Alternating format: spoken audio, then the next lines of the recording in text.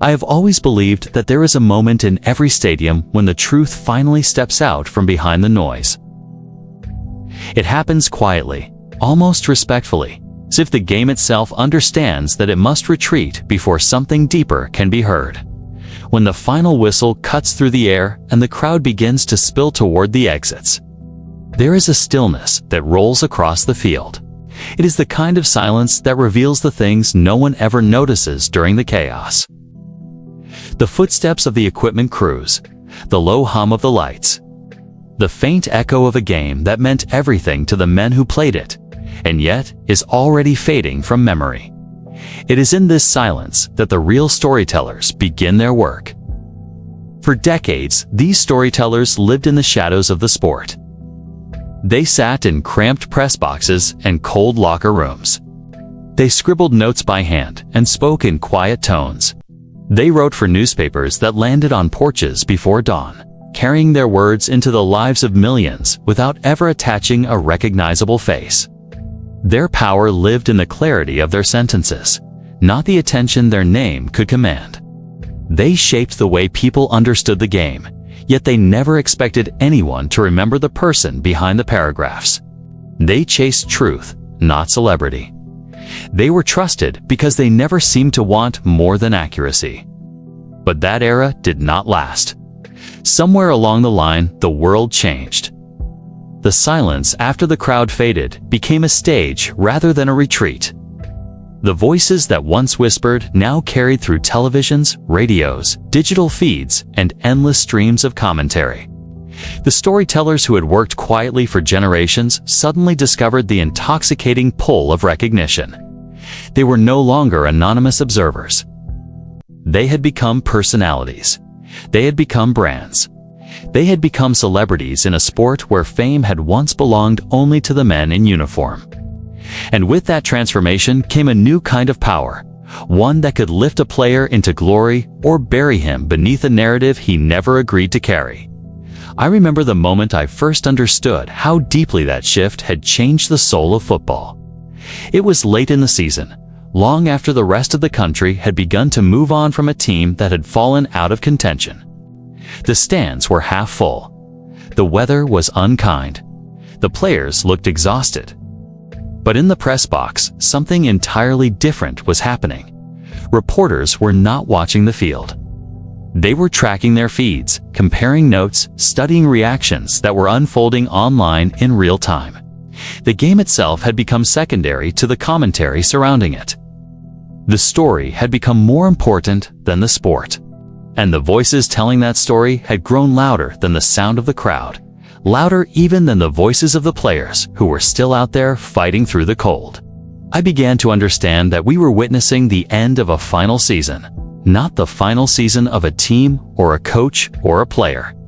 It was the final season of an era when a journalist could exist without becoming part of the spectacle.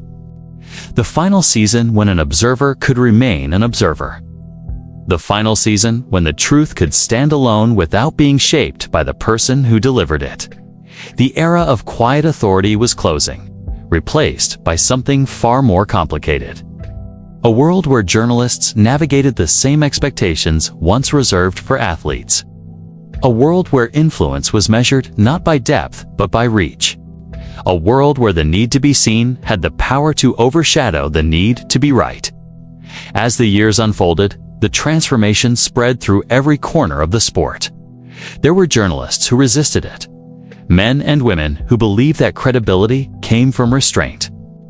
There were others who embraced it, stepping into the spotlight with a confidence that both commanded attention and invited criticism. There were those who lost themselves in the life that fame promised. And there were those who were consumed by it entirely. The profession that once thrived on distance now thrived on closeness, on familiarity, on the illusion that reporters lived inside the game itself. The more I watched this evolution, the more questions surfaced. What happens when a journalist becomes more recognizable than the athletes they cover? What happens when a reporter's identity becomes inseparable from the stories they tell? What responsibility does a public voice carry in a culture where attention is the most valuable currency? And what does it cost a person to become famous in a world where fame was never the intended prize? I think about the players whose careers were shaped by a single sentence from a powerful writer. I think about the coaches whose legacies were framed not by wins and losses, but by the interpretation of those wins and losses. I think about the executives who learned that a well-connected reporter could change the direction of an entire franchise. And I think about the journalists themselves, ones who woke up one day and realized that they were no longer storytellers. They had become part of the story. There is a haunting weight that comes with that shift. It brings influence, but it also brings scrutiny. It brings opportunity, but it also brings expectation. It brings visibility, but it also brings a kind of loneliness that few people ever talk about. Because once a journalist becomes a celebrity, the silence after the crowd fades is no longer a place to seek truth. It becomes a place where truth competes with identity, where the pressure to protect a brand contends with the obligation to protect the facts. It becomes a place where the line between observer and participant dissolves into something almost unrecognizable. And yet, despite its complexity, this transformation did not happen overnight. It happened slowly, quietly, almost invisibly, until one day the press box felt different. Until one day the stories felt different. Until one day the game itself felt different. Until one day the people who once wrote about the sport from behind the scenes were standing at the center of it. And when they stepped into that center, the entire landscape changed. For better, for worse. And for reasons that continue to ripple through the culture of football. That is the story we step into now. A story about power and influence. A story about ambition and consequence. A story about the people who shape the way we understand a sport without ever taking a snap. It is a story about how the pursuit of truth collided with the pursuit of recognition. And it is a story about the price of becoming a star in a world built on telling other people as stories. This is the rise of the sports journalist celebrity, and everything that rise has revealed about the game behind the game. I have spent my entire life watching the way stories move through the world of football. Some arrive like lightning, sudden and sharp. Others build slowly, carried by whispers before they ever reach a printed page or a broadcast studio. What has always fascinated me is not only the stories themselves, but the people who carried them. Long before reporters became personalities with national followings, they were simply travelers who moved with the team. They rode the same buses, stayed in the same modest hotels, ate at the same roadside diners, and filed stories late at night when the rest of the country had already gone to sleep. Their work was intimate in a way that feels almost unimaginable now. They walked through locker rooms without cameras. They sat beside exhausted players and talked not about ratings or engagement, but about the truth of the moment.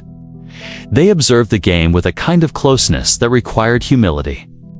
And the readers trusted them because they understood that the reporter existed only to translate the world inside football to the world outside of it.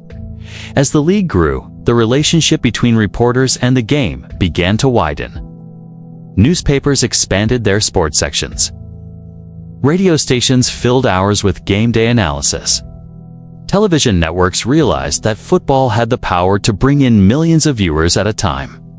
It was during these early years of broadcast coverage that a quiet shift began. The journalist was no longer the invisible narrator.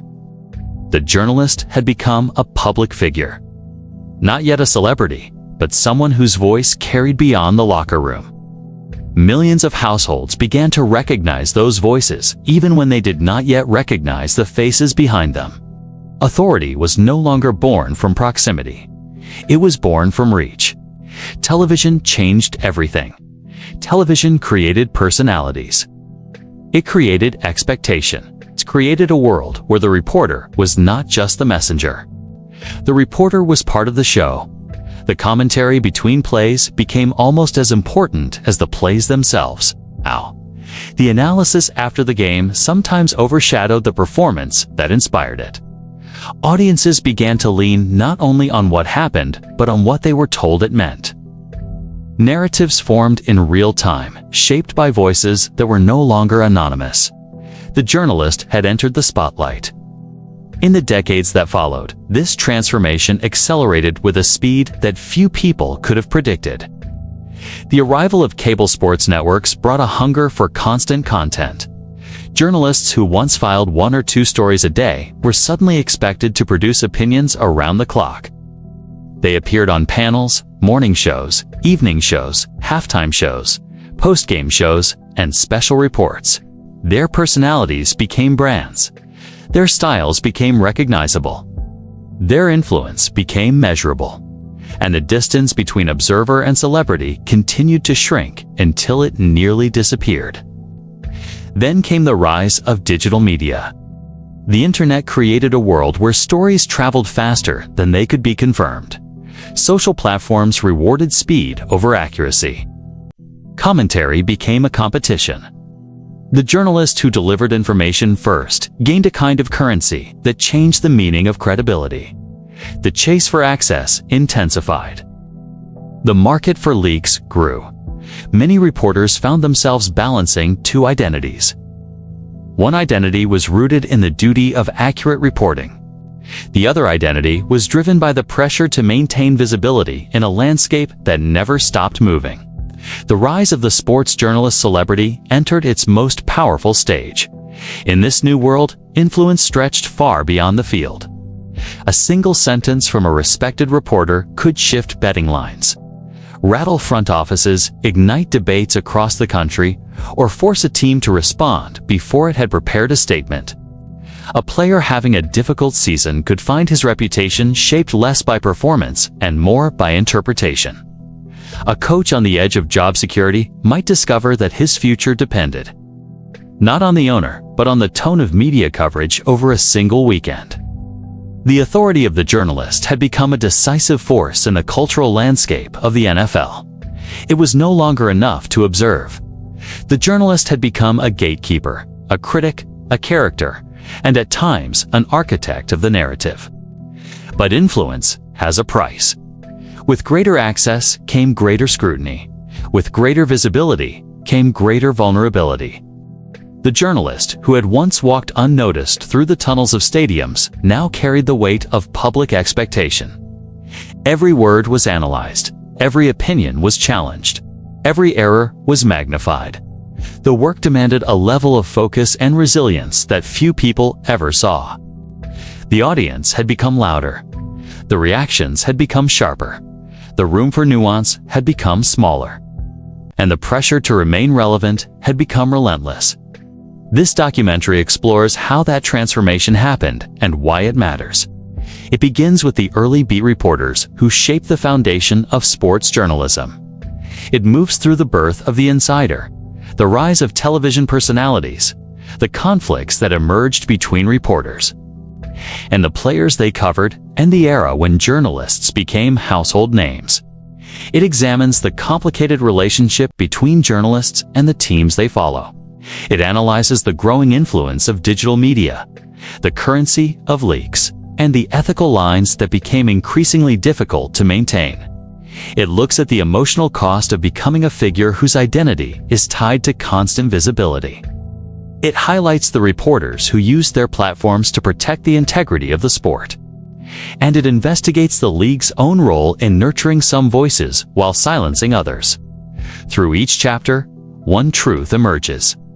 The rise of the sports journalist celebrity did more than change the profession. It changed the game itself. It shaped how fans understand football. It reshaped how teams communicate. It influenced the way players present themselves. It altered the balance of power between truth and entertainment. And it pushed journalism into a place where objectivity must coexist with the demands of a public audience hungry for identity-driven narratives. Football has always been a sport built on stories. The stories of triumph, the stories of heartbreak, the stories of perseverance and conflict, and the pursuit of greatness. But the storytellers once worked in the background. Today, they stand in the center of the arena, influencing the way every moment is framed.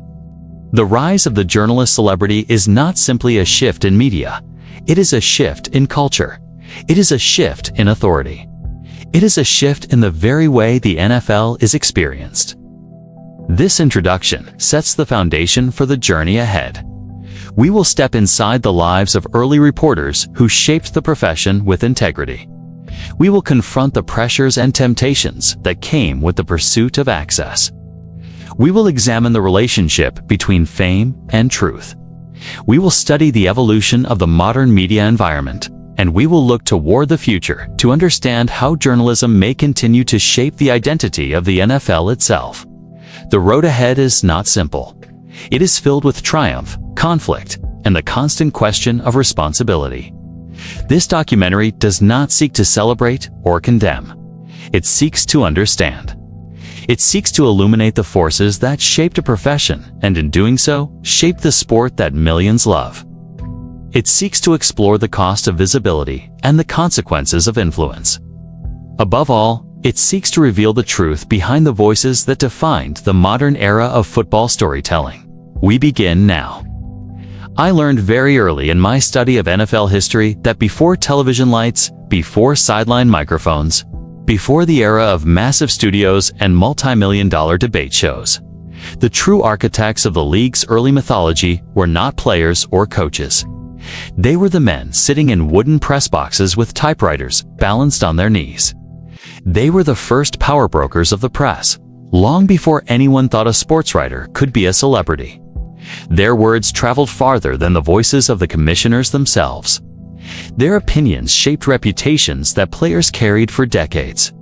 And in a time when the league was still fighting for survival, their pens remained the sharpest tools in the entire ecosystem of American sports storytelling. When you look back at the 1920s through the 1950s, you see a world where beat reporters were embedded into the daily life of the team.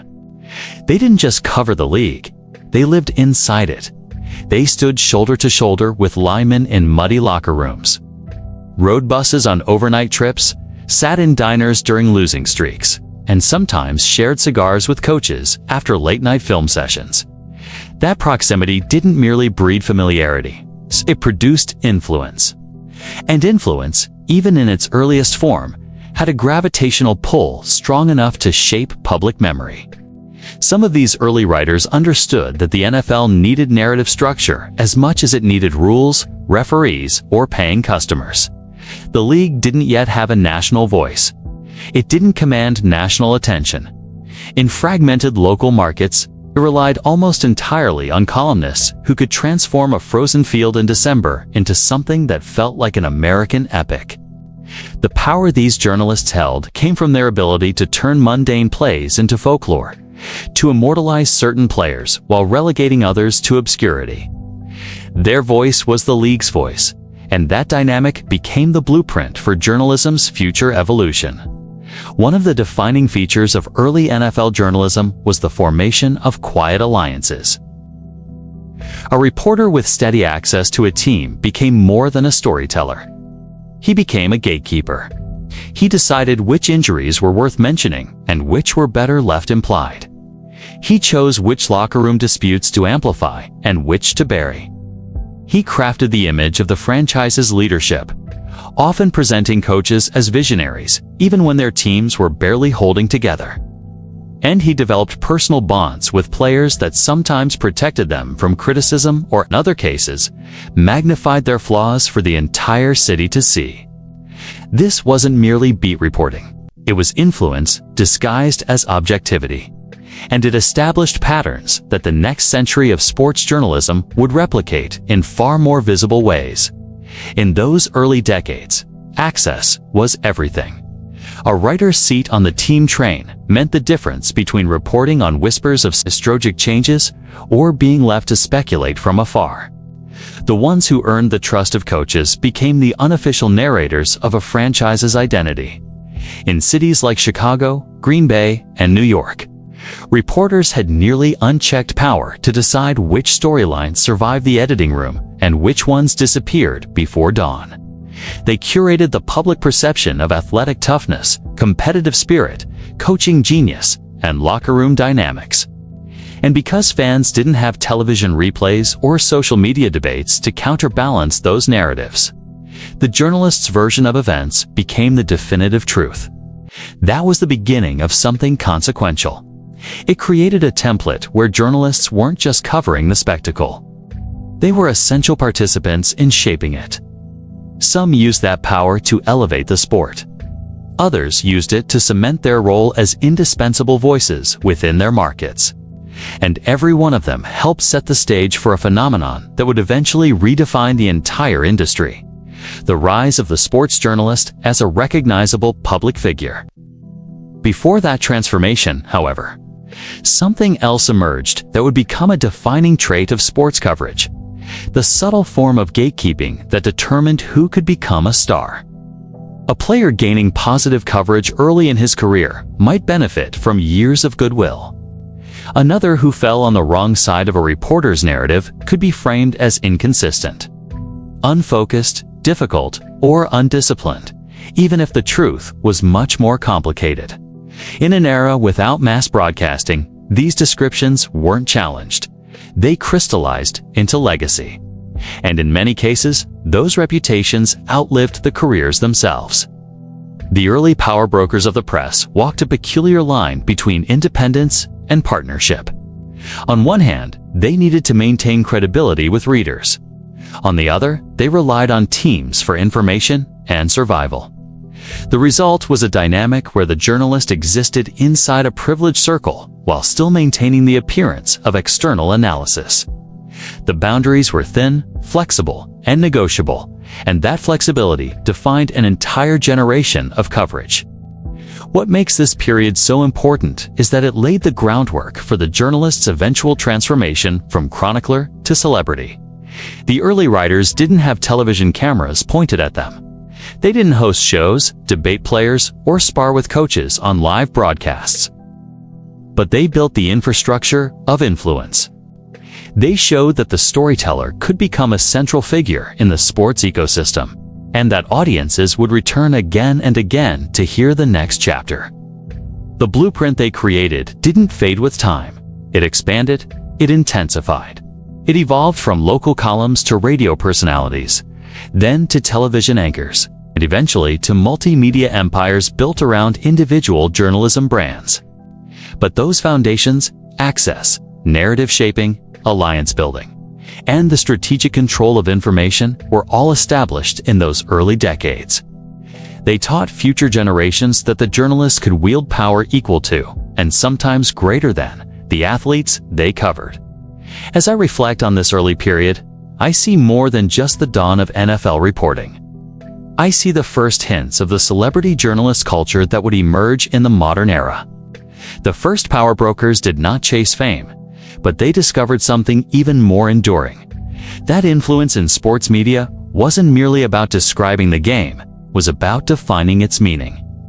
And once that realization took hold, the evolution toward journalist celebrity became inevitable. The earliest reporters left behind a legacy of influence that extended far beyond their newspapers. They shaped the tone of coverage, the hierarchy of importance, and the cultural lens through which the NFL was viewed. And although the tools would change from typewriters to broadcast studios to digital platforms, the essential idea remained constant. In football, the person who tells the story wields as much power as the person who plays it. When the NFL began to mature into a national spectacle, something subtle but transformative happened inside the world of sports reporting. The role of the journalist, once anchored firmly in the framework of post-game recaps and straightforward analysis, started to shift toward a deeper form of embedded access. This wasn't just an evolution in style. It marked the birth of a new species of media figure. The insider, the person who knew what was happening behind the curtain before anyone else did. The person who could turn a contract dispute into a headline before a coach even addressed it with his players. The person who became both messenger and interpreter in an increasingly complex league driven by secrecy, strategy, and narrative control. This shift didn't happen overnight. It began gradually, fostered by the growing recognition that fans wanted more than the surface-level storylines. They wanted context, motives, tensions, and the private maneuvers unfolding behind boardroom doors. They wanted the raw mechanics of team building, draft strategy, injuries, and locker room dynamics. And as the appetite for this information expanded, the journalists who could deliver it gained a different kind of authority. They were no longer just observers. They were conduits. They were the ones who transported whispers, negotiations, and conflict into the public arena. The birth of the insider came from a combination of proximity and trust. As franchises professionalized, coaches and executives began to understand the value of cultivating a small circle of reporters who could frame their decisions in the best possible light. A general manager looking to justify a roster overhaul needed a sympathetic voice. A coach dealing with internal dissent needed a narrative that portrayed stability. A star player fighting for a contract extension needed someone who could subtly float his value into the public consciousness. The insider filled that gap, serving as a discreet but powerful channel between the organization and the outside world. Yet this power came with complicated implications. Insiders gained extraordinary access because they learned to balance truth with discretion. They had to report enough to satisfy their audience, but not so much that they endangered the relationship with the people feeding them information. They existed in a delicate ecosystem where loyalty and independence collided daily. And in that collision, they discovered a new form of leverage. The more a journalist knew, the more indispensable he became. The more indispensable he became, the more teams relied on him to steer the public narrative. That dynamic created a cycle of mutual benefit that began to shape how stories were sourced, constructed, and delivered. The rise of access journalism also signaled a shift in tone. The insider didn't just describe what happened. He hinted at what might happen next. He offered glimpses into decision-making processes that had once been locked away. He created anticipation, speculation, and subtle pressure by revealing the internal debates that shaped roster moves, coaching changes, and organizational strategy. Even when the information was incomplete or strategically released, it carried weight because it came from someone positioned within the inner circle.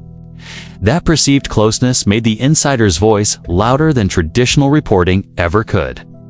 This shift also had profound consequences for the relationship between players and the press. When journalists were mostly observers, players treated them as storytellers who documented performances. But once insiders emerged, players began to see them as potential allies or threats. A well-connected reporter could leak dissatisfaction within a locker room before the team acknowledged it. He could broadcast contract frustrations before negotiations turned public. He could elevate one voice while silencing another. In many ways, the insider became a shadow participant in the league's internal politics. The evolution toward insider-driven reporting coincided with the NFL's broader transition into a multi-billion-dollar enterprise. Teams grew more secretive, strategies became more complex. And as competitive pressure intensified, the flow of information became a currency of its own. Insiders were the ones who could interpret that currency, converting elusive hints into coherent narratives that fed constant public engagement. Their updates, often delivered in fragments, became fixtures on sports radio, early internet forums, and eventually the digital platforms that would define modern sports coverage. But the insider's emergence also raised a fundamental question about journalistic independence. Could someone truly maintain objectivity while depending so heavily on the very people they were supposed to cover? The early insiders believed they could balance both, but the reality was more complicated. To maintain their pipeline of information, they often softened criticism. They sometimes held stories to avoid burning a source.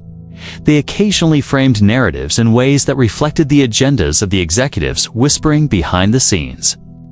And while these decisions were often subtle, their cumulative impact reshaped public understanding of how teams actually operated. As years passed, the insider model became formalized. Networks built entire programming structures around reporters who could deliver breaking news with a sense of authority. Fans began to follow individuals rather than outlets, valuing the personality and perceived reliability of a specific journalist. And once that shift took root, the insider's identity transcended the traditional boundaries of sports media. He became a character in the broader drama of the NFL. Someone whose updates could influence betting markets, fantasy leagues, front office decisions, and the emotional trajectory of millions of fans. Reflecting on this moment in journalistic history, I see how profound the transformation truly was. The birth of the insider shifted the balance of power within the league. Coaches and executives no longer controlled every aspect of the narrative. Players learned that private words could reach the public in seconds. Teams realized that their internal actions could become national headlines before they finalized their decisions. And fans came to expect a level of transparency that had never existed before. The insider's rise didn't just change sports coverage, it altered the NFL's cultural fabric. It blurred the lines between journalism, public relations, and entertainment. It created a world where information became the lifeblood of fan engagement. And it established a new form of celebrity within the media landscape, one built not on dramatic storytelling, but on the constant flow of insight from inside the machine. That shift laid the groundwork for everything that would follow: the television era of the star anchor, the digital era of the influencer, analyst, and ultimately the modern world where journalists themselves became brands with their own gravitational pull. Those early insiders, often quiet and understated, helped redefine the job in ways neither fans nor teams fully understood at the time. But their influence is undeniable. They moved journalism from the bleachers to the inner sanctum, and once that door opened, it never closed. Their rise marked the moment when information became power and when the journalist became something more than a witness. He became a central figure in the story. The transformation of the sports journalist into a national figure did not begin with social media or digital platforms. It began when television claimed the NFL as a centerpiece of American culture. Once networks realized the league had become a weekly ritual that united millions of viewers, they also realized something else. The stories around the game were becoming just as important as the game itself. And television, with its reach and spectacle, was ready to elevate the people who delivered those stories into something the industry had never seen before. National voices, recognizable personalities, trusted interpreters of a sport that was becoming more complicated, more dramatic, and more deeply woven into the country's emotional memory. In the earliest years of NFL broadcasting, journalists mostly remained off-camera, their names printed in newspapers while former players or radio personalities handled the televised commentary. But as the league expanded into a national obsession, networks needed more than familiar faces. They needed people who understood the game with depth and who could present that understanding to millions of fans in a way that felt immediate and authoritative. They needed storytellers. They needed analysts who could shape narratives. And they needed on-air reporters who were as comfortable in front of a lens as they were typing late into the night in a press box. This is when the role of the sports journalist began to shift again. Writers who once traveled inconspicuously with teams found themselves receiving invitations to appear on weekend highlight shows. Their voices were suddenly amplified through living rooms across the country. A single comment from them reached millions instead of thousands. And once their faces became familiar, the audience began to form a connection to them.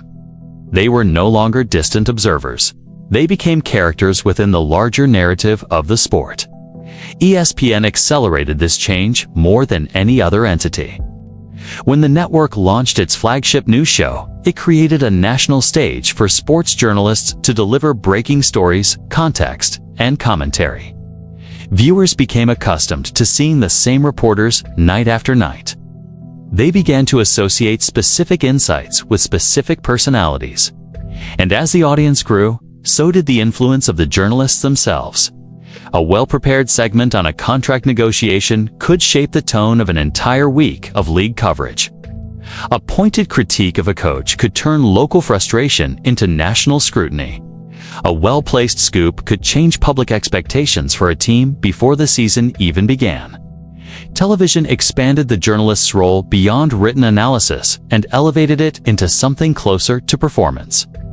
The cadence of their speech, the clarity of their arguments, the intensity of their delivery, all became part of their professional identity. Networks encouraged strong personalities because strong personalities kept viewers watching. And journalists who could combine sharp insight with a memorable presence quickly rose above their peers. They became part of the entertainment product. Their segments became recurring features. Their commentary shaped the emotional rhythm of the week. NFL films also played a major role in this transformation, although in a different way. It presented football with cinematic gravity and mythic scale. The deep narration, the dramatic scoring, the slow-motion photography all created an atmosphere that elevated the sport beyond mere competition. And within that environment, journalists who appeared in NFL films, documentaries, gained a kind of cultural permanence. They were not simply voices commenting on the game. They were voices helping define the history of the league itself. Being included in an NFL films project became a subtle but powerful form of validation. It announced that a journalist's knowledge and perspective carried enough weight to help preserve the NFL's legacy. And audiences absorbed these voices as part of the sport's mythology.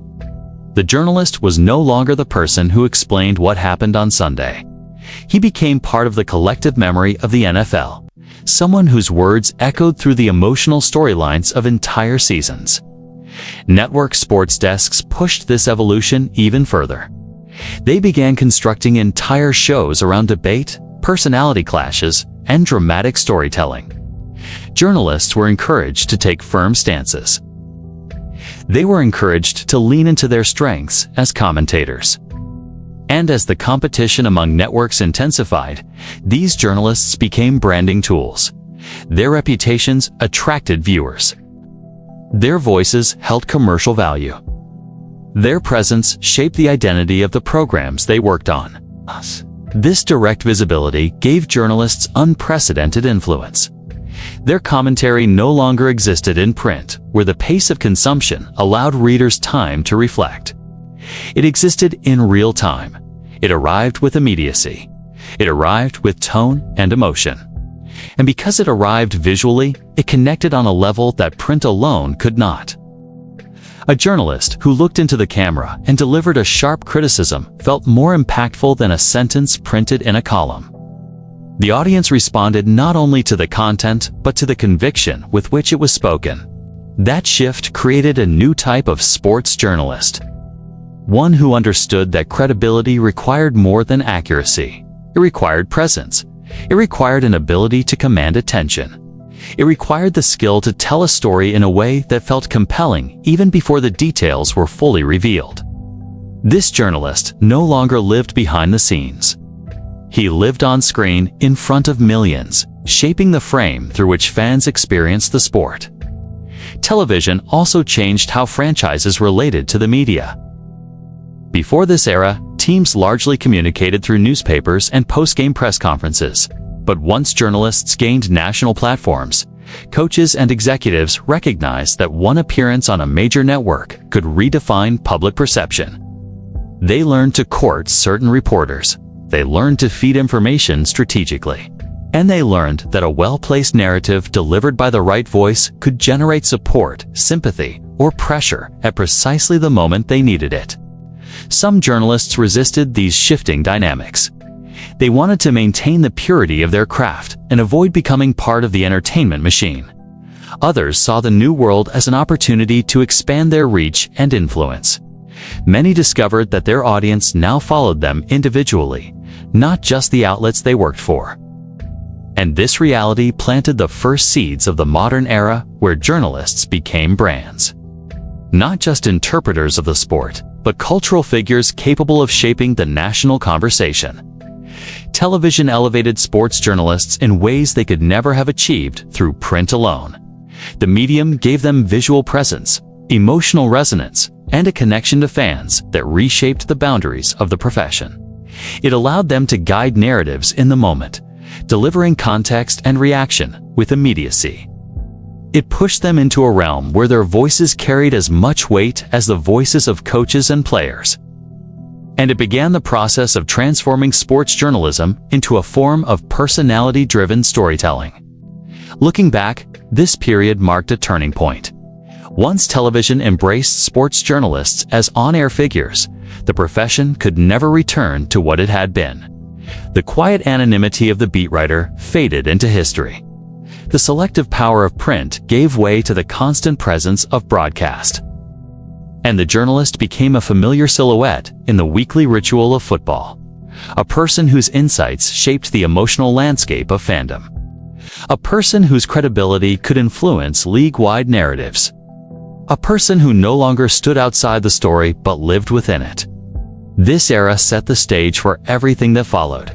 The digital boom. The rise of the influencer. The era of branded commentary. And the transformation of the journalist into a celebrity whose name alone could move audiences.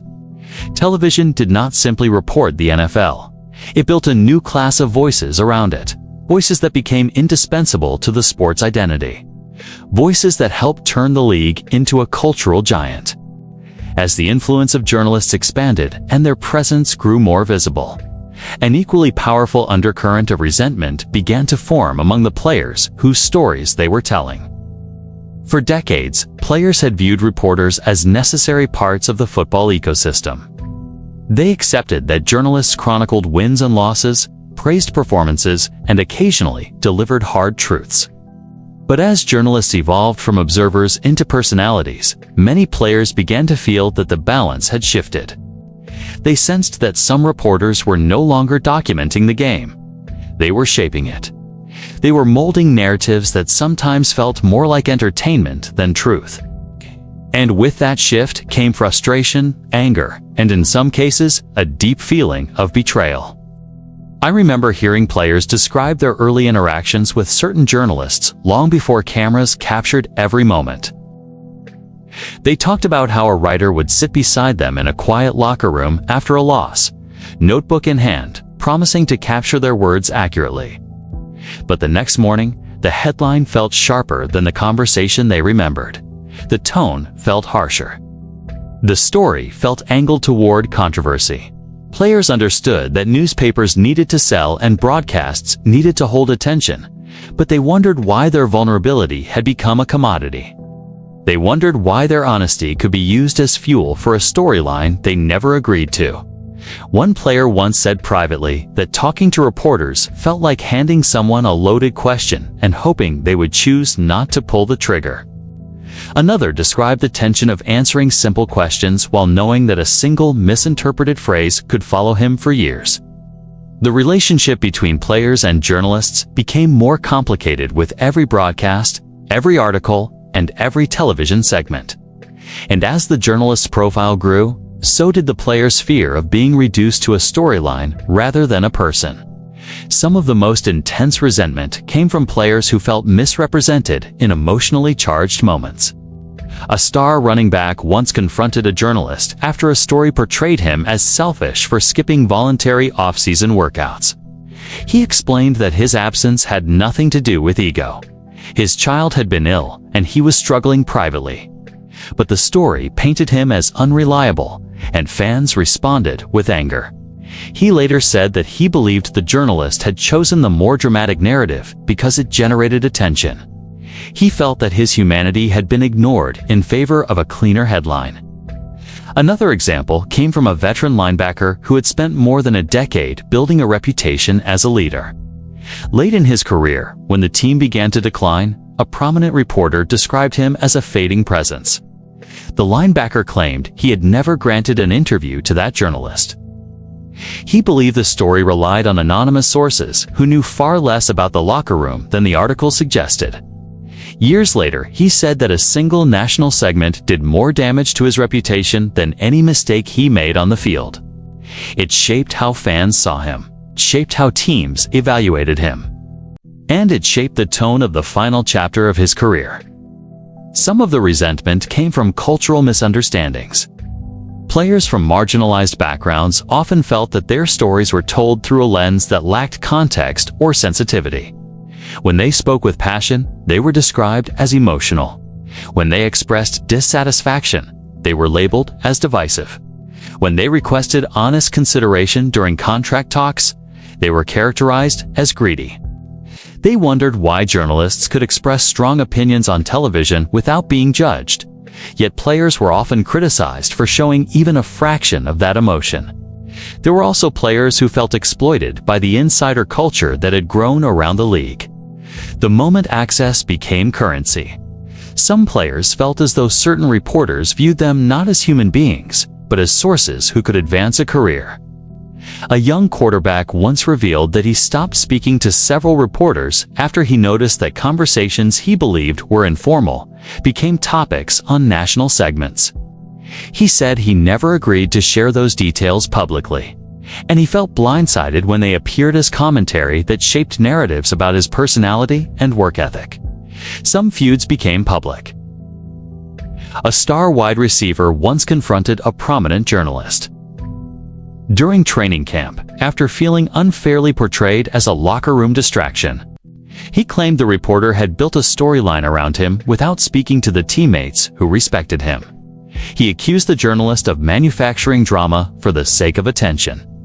When the confrontation leaked, the narrative only grew, and the player felt trapped inside a reputation he believed had been constructed rather than earned. There were players who refused to speak to certain journalists entirely.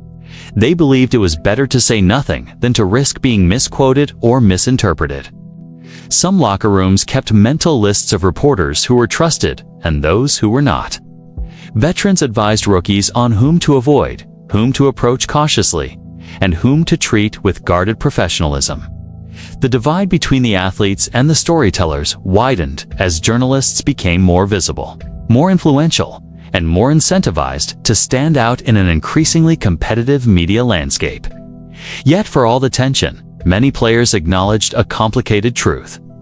They understood that journalists held a powerful position in shaping careers. A positive feature could elevate a player's image. A sympathetic profile could earn him admiration. A well-told story about his upbringing or resilience could resonate across the country. And players knew that those narratives mattered almost as much as performance. They mattered to fans. They mattered to sponsors. They mattered to team executives who watched national coverage closely. That dependence created an uneasy dynamic in which players resented the influence journalists held, even as they recognized the necessity of maintaining some level of connection. The rise of televised journalism amplified these tensions further. When players saw commentators discuss their lives on national platforms without ever having spoken to them, the resentment grew sharper. They questioned how a reporter could critique leadership qualities or personal habits without understanding the environment. They wondered why their voices were secondary to narratives crafted by people who were not part of the daily grind. When a journalist mischaracterized a player on camera, the moment lived publicly, replayed again and again, shaping how millions viewed him.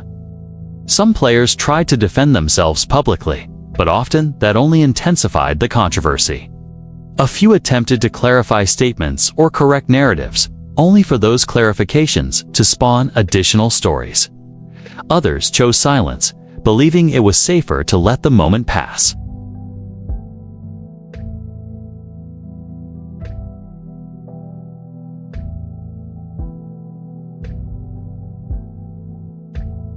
For many players, the resentment did not come from the existence of journalism itself. It came from a sense that their voices had less weight than the voices reporting on them. They felt that journalists, now more celebrated than ever, could influence their legacy without fully understanding their journey. They felt vulnerable in a world where their careers were short, their reputations fragile, and their private lives constantly at risk of being interpreted through someone else's lens. They respected the power of storytelling, but they feared becoming defined by someone who had never lived a moment in their cleats.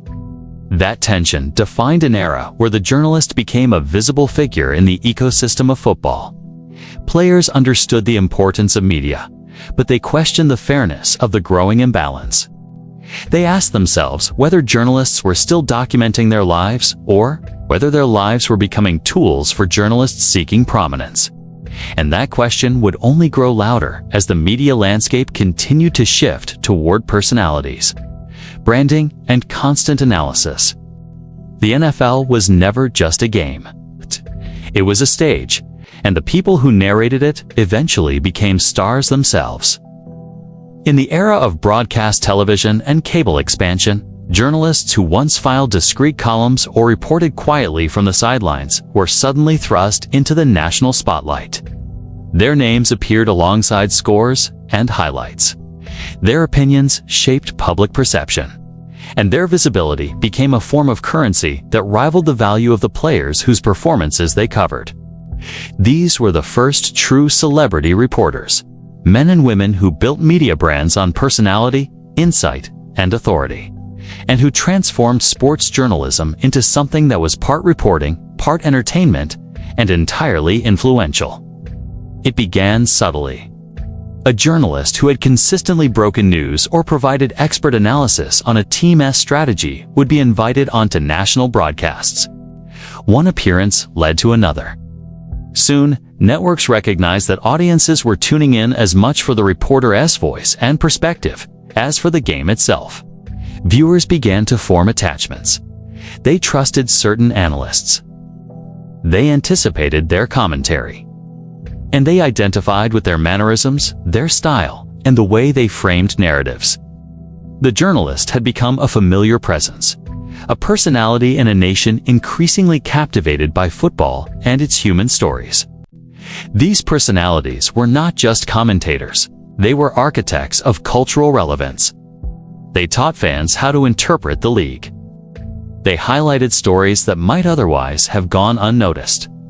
They shaped debates over trades, injuries, and coaching decisions. And in doing so, they elevated the role of the reporter from observer to influencer. One well-timed segment could alter public opinion, shift the focus of sports talk radio, and even pressure team management into action. The journalist's opinion began to carry consequences that extended far beyond the page or screen. A defining example of this evolution can be seen in the rise of cable sports networks during the 1980s and 1990s. Networks sought voices that could command attention, not just convey information. A journalist who could break a story was valuable, but one who could also present it with energy, insight, and gravitas was indispensable. These reporters learned to balance accuracy with engagement. They understood that to capture a national audience, they had to be not only reliable, but compelling, and audiences rewarded those qualities with loyalty, trust, and attention, transforming reporters into celebrities. The celebrity reporter was a product of multiple forces. Television required charisma. Cable required distinctiveness. The growth of a national audience demanded voices that could guide the conversation. And the increasing complexity of the league, with its constant roster moves, contract negotiations, and evolving strategies, created an insatiable demand for interpretation. Audiences wanted more than facts. They wanted analysis. They wanted context. They wanted personality.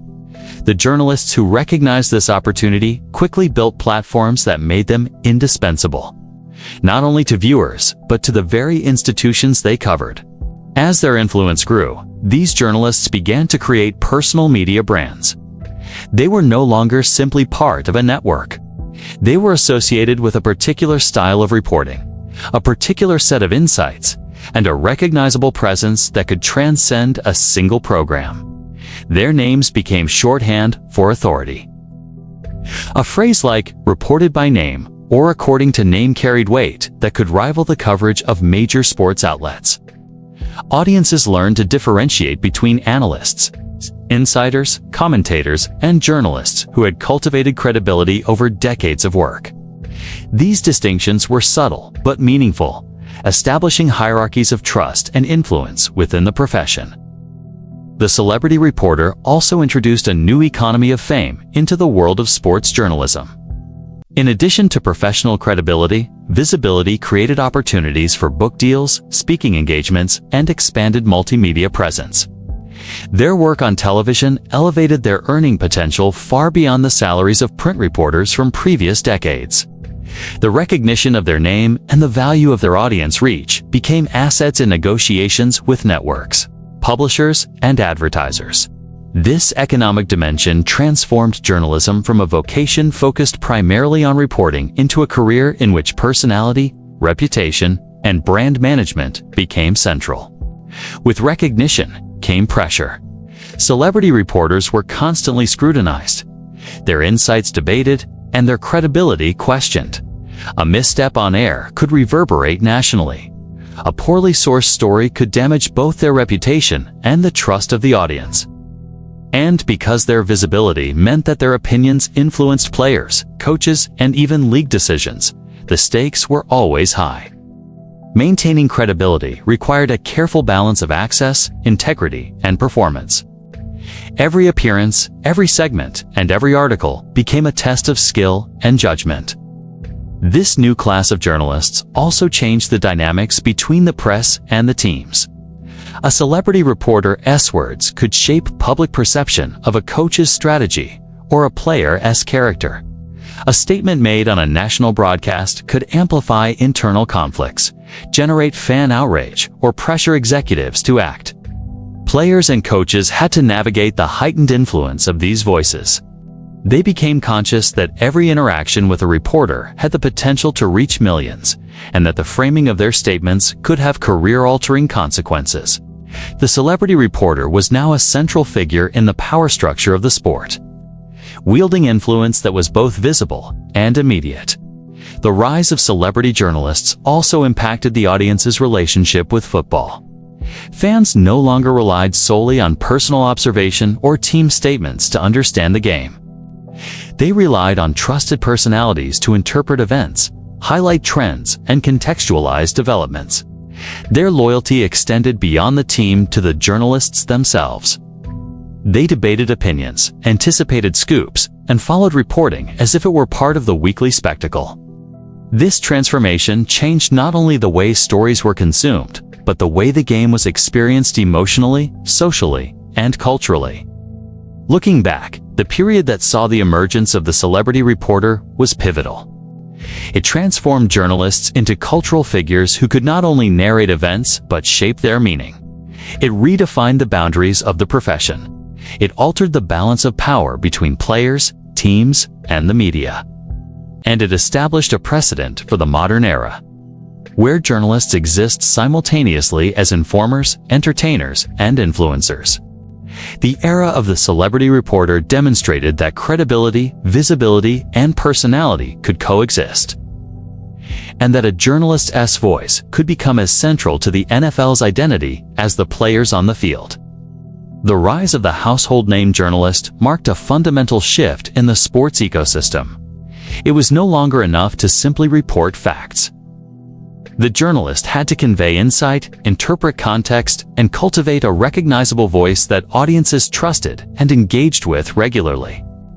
Their opinions, once contained within newspapers, now reverberated across television, radio, and emerging digital platforms. And their names became synonymous with authority, influence, and the ability to shape narratives that extended far beyond the field of play.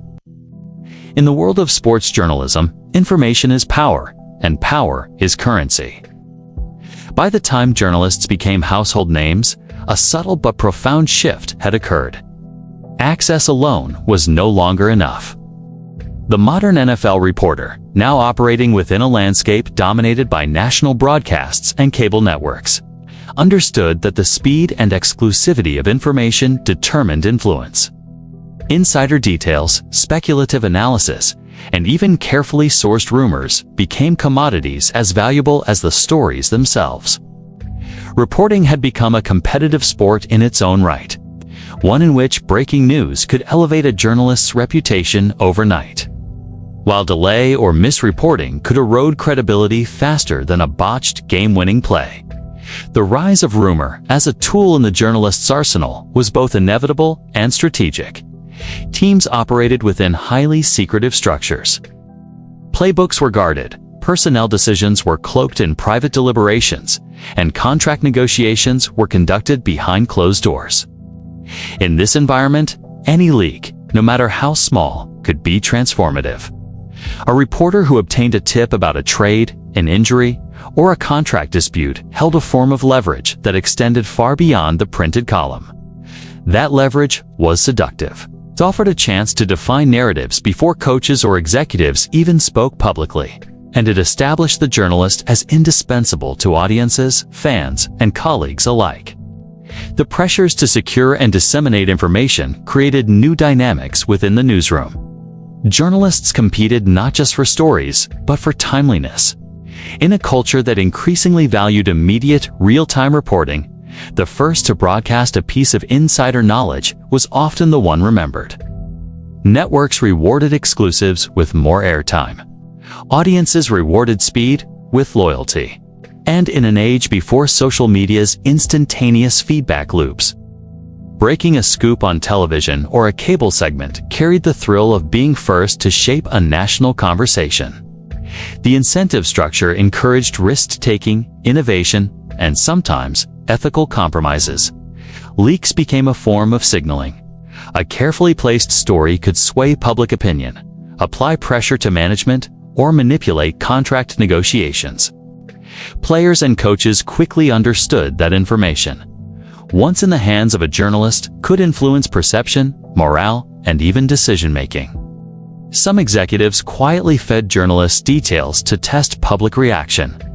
Some agents leveraged reporters to strengthen negotiating positions, and some players deliberately leaked tidbits to shape narratives in their favor. In this ecosystem, journalists were not just passive conduits. They were active participants in the game of perception, wielding rumors as both shield and sword. The currency of influence also reshaped relationships within the profession. Journalists competed for insider sources, vying for trust from executives, coaches, and players. Those who cultivated reliable pipelines gained authority, while those who failed to deliver consistently lost relevance. Access became increasingly contingent on reputation, discretion, and perceived loyalty. A reporter who mishandled a tip could be blacklisted from locker rooms or press conferences. Conversely, a journalist who demonstrated discretion and insight could earn a permanent place within the inner circle of team communication. This environment produced both opportunity and tension. Journalists could elevate their careers overnight, but they also faced ethical dilemmas. Should a sensitive injury leak be reported if it would alter betting markets or influence fantasy football outcomes? Should a player's personal conflict be disclosed if it risked professional consequences? The pressure to break stories often collided with the responsibility to protect sources, respect privacy, and preserve credibility. Every decision carried weight, and every publication had the potential to redefine relationships and reputations. Rumors and leaks also shaped the broader narrative of the NFL in ways that transcended individual players or teams. Stories of coaching rifts, draft speculation, or potential trades generated national conversation long before the league made official announcements. Audiences became conditioned to anticipate intrigue, controversy, and strategic maneuvering, and journalists learned to wield that anticipation as a tool. By delivering selective information, framing speculation, and guiding interpretation, reporters effectively co-authored the storylines that fans discussed, debated, and internalized each week. Players, coaches, and executives responded with a mix of caution and pragmatism. Some embraced the leak culture, understanding that controlling a narrative through a trusted journalist could work to their advantage. Others grew wary, recognizing that a misinterpreted tip could damage reputations, disrupt locker rooms, or alter the course of a career. The journalist's position became simultaneously powerful and precarious. Influence depended on accuracy, access, and judgment. Missteps could be publicly scrutinized, professionally costly, and personally damaging. The competitive dimension of insider reporting also transformed journalism into a high-stakes performance. Reporters learned to manage multiple pressures simultaneously, sourcing credible information, analyzing its significance, presenting it in a compelling format, and protecting the integrity of relationships with sources. They navigated rivalries within newsrooms where colleagues pursued similar stories, and rivalries across networks where timing and exclusivity could determine the reach and impact of a report. The pursuit of insider information became an ongoing exercise in strategy, ethics, and narrative control. This pursuit produced moments of profound influence. A single leak about a potential coaching change could reshape team strategy discussions. An offhand comment about a trade rumor could alter fan expectations, sponsor sentiment, and media coverage. The journalist, by delivering insider knowledge, assumed a role of quasi-participation in the league's operations. Their ability to disseminate information transformed rumors from idle chatter into instruments of power, shaping perceptions and outcomes on a national scale. Yet, as the economy of leaks intensified, the stakes extended beyond professional competition. Journalists faced personal pressures from executives, players, and agents who sought to manipulate reporting for advantage. The relationship between truth and influence became increasingly complex. Every story could be a negotiation between factual integrity and strategic impact. Maintaining credibility required constant vigilance, ethical judgment, and the ability to anticipate consequences in a rapidly evolving media landscape. Looking back, the era when insider information became currency illustrates the transformation of sports journalism into an ecosystem defined by influence as much as by reporting. The journalist was no longer simply a chronicler of events. He or she became a participant in shaping the narrative, a broker of perception, and a mediator between the league, the teams, the players, and the audience. The stakes were higher than ever, the consequences more immediate, and the power more visible. In a world where rumors could travel faster than official announcements, the journalist became a central figure in the game itself. The pressures of this environment defined a new professional identity.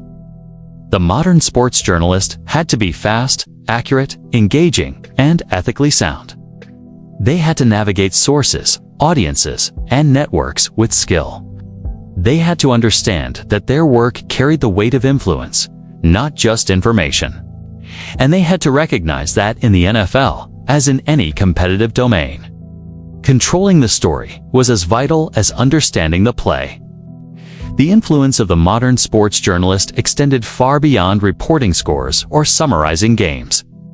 By the time cable television and national broadcasts became dominant, journalists had acquired a new kind of authority, the power to control narratives. They were no longer simply documenting the league. They were shaping the stories that defined it. In this world, a single well-placed column or on-air segment could determine public perception of a quarterback's leadership, a coach's competence, or the severity of a scandal. The consequences were tangible. Careers were built or damaged by the way journalists framed events, and fans often accepted those frames as immutable truths. Consider the career of a coach whose future hinged on public opinion. In decades past, evaluation largely occurred internally within a franchise. Decisions were made by owners, general managers, and team executives based on performance, strategy, and locker room dynamics. But as journalists gained prominence, public perception became a parallel force influencing decision-making. A column questioning a coach's ability to manage star players could resonate with fans and sponsors, creating pressure that extended to ownership. If a story suggested the locker room was fractured, it often became difficult for management to publicly contradict it without appearing out of touch. In effect, the journalist's narrative became a part of the decision-making process itself. Quarterbacks, as the most visible players on the field, were particularly affected by this phenomenon. Their value was not determined solely by statistics or wins. Media portrayal could shape how their leadership, temperament, and reliability were perceived. A reporter who highlighted a quarterback's late-game heroics could elevate his reputation, while one who emphasized mistakes or off-field missteps could cast doubt over his ability to lead. The power of framing was not hypothetical. it was concrete. A mischaracterization could persist for seasons, influencing contract negotiations, endorsements, and Hall of Fame consideration. Scandals, too, were filtered through the lens of journalists who controlled narrative emphasis.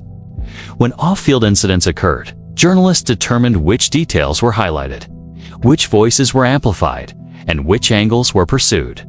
A player's involvement in legal trouble, for instance, could be portrayed as a momentary lapse or as evidence of a broader pattern depending on the journalist's framing. The public rarely had access to the same context or nuance available to insiders, leaving narrative construction in the hands of those who delivered the story. In many cases, the media interpretation became the story itself, overshadowing the raw facts of the situation. This control over narrative extended beyond individuals to entire teams and regions. When a franchise struggled, journalists could craft storylines about dysfunction, lack of leadership, or strategic failures that reverberated through fan bases and ownership offices alike. Conversely, a rising star team could be elevated by consistently favorable coverage, building a perception of dominance before it had fully manifested on the field. Narrative control became a form of soft power, the ability to influence perception without issuing commands, to shape opinion through analysis, emphasis, and interpretation. The process of controlling narratives often relied on the cultivation of sources. Journalists who maintained relationships with executives, coaches, and players had a steady flow of information, context, and insight. This access allowed them to frame stories with authority, drawing on details that other reporters could not confirm. The exclusivity of these insights enhanced credibility and magnified the impact of their narratives.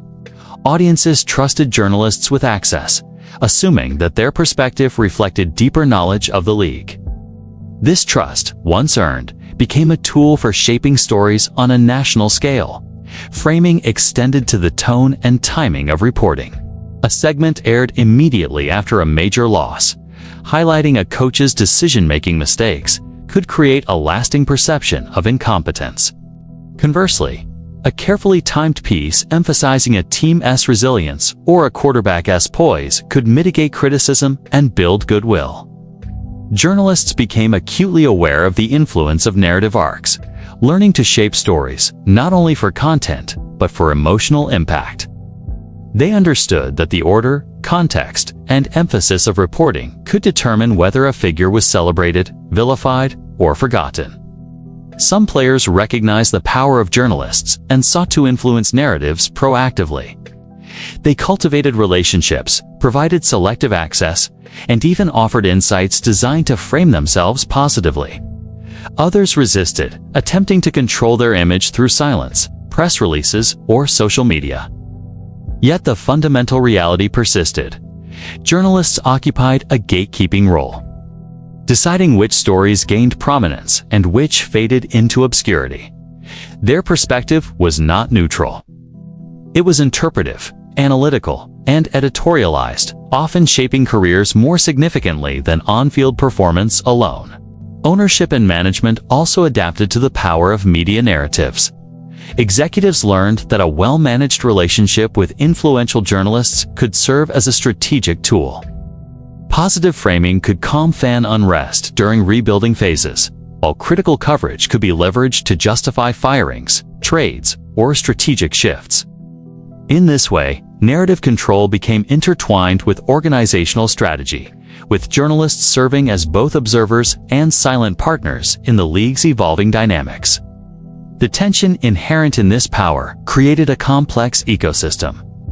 Players and coaches understood that media perception could rival actual performance in determining career trajectories. Journalists recognized their influence but also faced ethical considerations about fairness, accuracy, and balance. Audiences, meanwhile, consumed narratives shaped by individuals whose judgment was authoritative yet subjective. The result was a system in which perception and performance were inseparable, and where control of the story often equaled control of legacy. A defining characteristic of narrative control was the subtle interplay between criticism and acclaim. A journalist's praise could elevate a player into stardom. A journalist's scrutiny could intensify pressure, highlighting flaws or vulnerabilities that were invisible to casual observers. Both outcomes were amplified by the journalist's platform. With cable and national broadcasts, these effects were immediate and widespread. The journalist became a central actor in the drama of football, able to influence emotion, expectation, and evaluation with each segment or column. The ability to shape narrative also intersected with the emergence of the celebrity journalist. High-profile reporters carried built-in authority. Their opinions were amplified simply because of their visibility and reputation. Networks recognized that audiences valued not only the information conveyed, but the persona delivering it. Celebrity reporters, by virtue of their presence and perceived expertise, became arbiters of public perception. Their interpretations were internalized as truths, their judgments imbued with weight, and their storytelling ability transformed from a professional skill into a cultural force. Looking back, the period when journalists gained control over narratives represents a turning point in the relationship between media and the NFL. The journalist was no longer a passive observer. He or she became an architect of perception, a determinant of legacy, and a conduit through which careers were interpreted and evaluated. The stakes were immense, the responsibilities profound, and the consequences lasting. Narrative control also shaped the broader culture of football fandom. Fans relied on journalists to contextualize events, explain strategic decisions, and evaluate performance. Public conversation increasingly reflected media framing, creating a feedback loop in which coverage influenced opinion and opinion reinforced coverage. The journalist's voice became integral to the sport's identity, guiding perception and shaping the collective understanding of what it meant to succeed, to fail, and to endure in the NFL. In the end, control over narrative became one of the defining features of the modern sports journalist. With access, credibility, and visibility, journalists could influence careers, shape reputations, and define the emotional tenor of the league. Their words mattered as much as performance, their framing as consequential as statistics, and their judgments as enduring as championships. This power set the stage for a media ecosystem in which influence, perception, and storytelling became as central to the NFL as the game itself. In the rise of celebrity sports journalism, access became a double-edged sword. The journalists who secured insider information, locker room insights, and executive perspectives found themselves perched on a precipice. Their careers thrived on intimacy with players and teams, but the closer they got, the harder it became to remain an impartial observer. The very access that elevated them to cultural prominence created ethical tension. When a reporter's livelihood depended on continued entry into locker rooms, on-field meetings, and private conversations, the boundaries between critic and participant began to blur. Access, by definition, implies a relationship. To secure a story, journalists cultivated trust with players, coaches, and front office personnel. That trust could be hard-won, taking months or years of demonstrated discretion and fairness. Once established, it became a powerful tool, allowing journalists to break exclusive stories, interpret team dynamics, and provide nuanced analysis that few others could. Yet this closeness carried costs. Reporters began to understand that challenging the league too aggressively could jeopardize access. A critical article about a coach or executive could mean fewer interviews, withheld information, or exclusion from press events. The journalist had to navigate the fine line between honesty and self-preservation. The tension between integrity and access manifested in subtle ways. Some reporters tempered criticism to maintain relationships. They chose words carefully, emphasized positive aspects, or contextualized negative developments in ways that minimized offense. The risk was gradual erosion of objectivity. Readers and viewers relied on these journalists for analysis, assuming it was independent. Yet the realities of access sometimes compromised the clarity of reporting. Ethical judgment became a balancing act, a daily negotiation between credibility and opportunity. The most insidious challenge arose when journalists were expected to act as partners rather than observers. Networks and publishers recognized that journalists with strong access could drive viewership, influence ticket sales, and enhance ratings. Executives in teams and the league itself understood that the media could serve as a promotional tool. Reporters were sometimes invited to participate in pre-release narratives, highlight reels, or carefully timed features that bolstered the league's image. The arrangement was mutually beneficial. Journalists maintained prominence, and the league gained favorable coverage. Yet these partnerships could erode the independence that formed the foundation of credible reporting. Players, too, became entangled in this dynamic. They shared information with trusted journalists, expecting discretion and fairness, but increasingly, they also sought favorable coverage as a form of image management.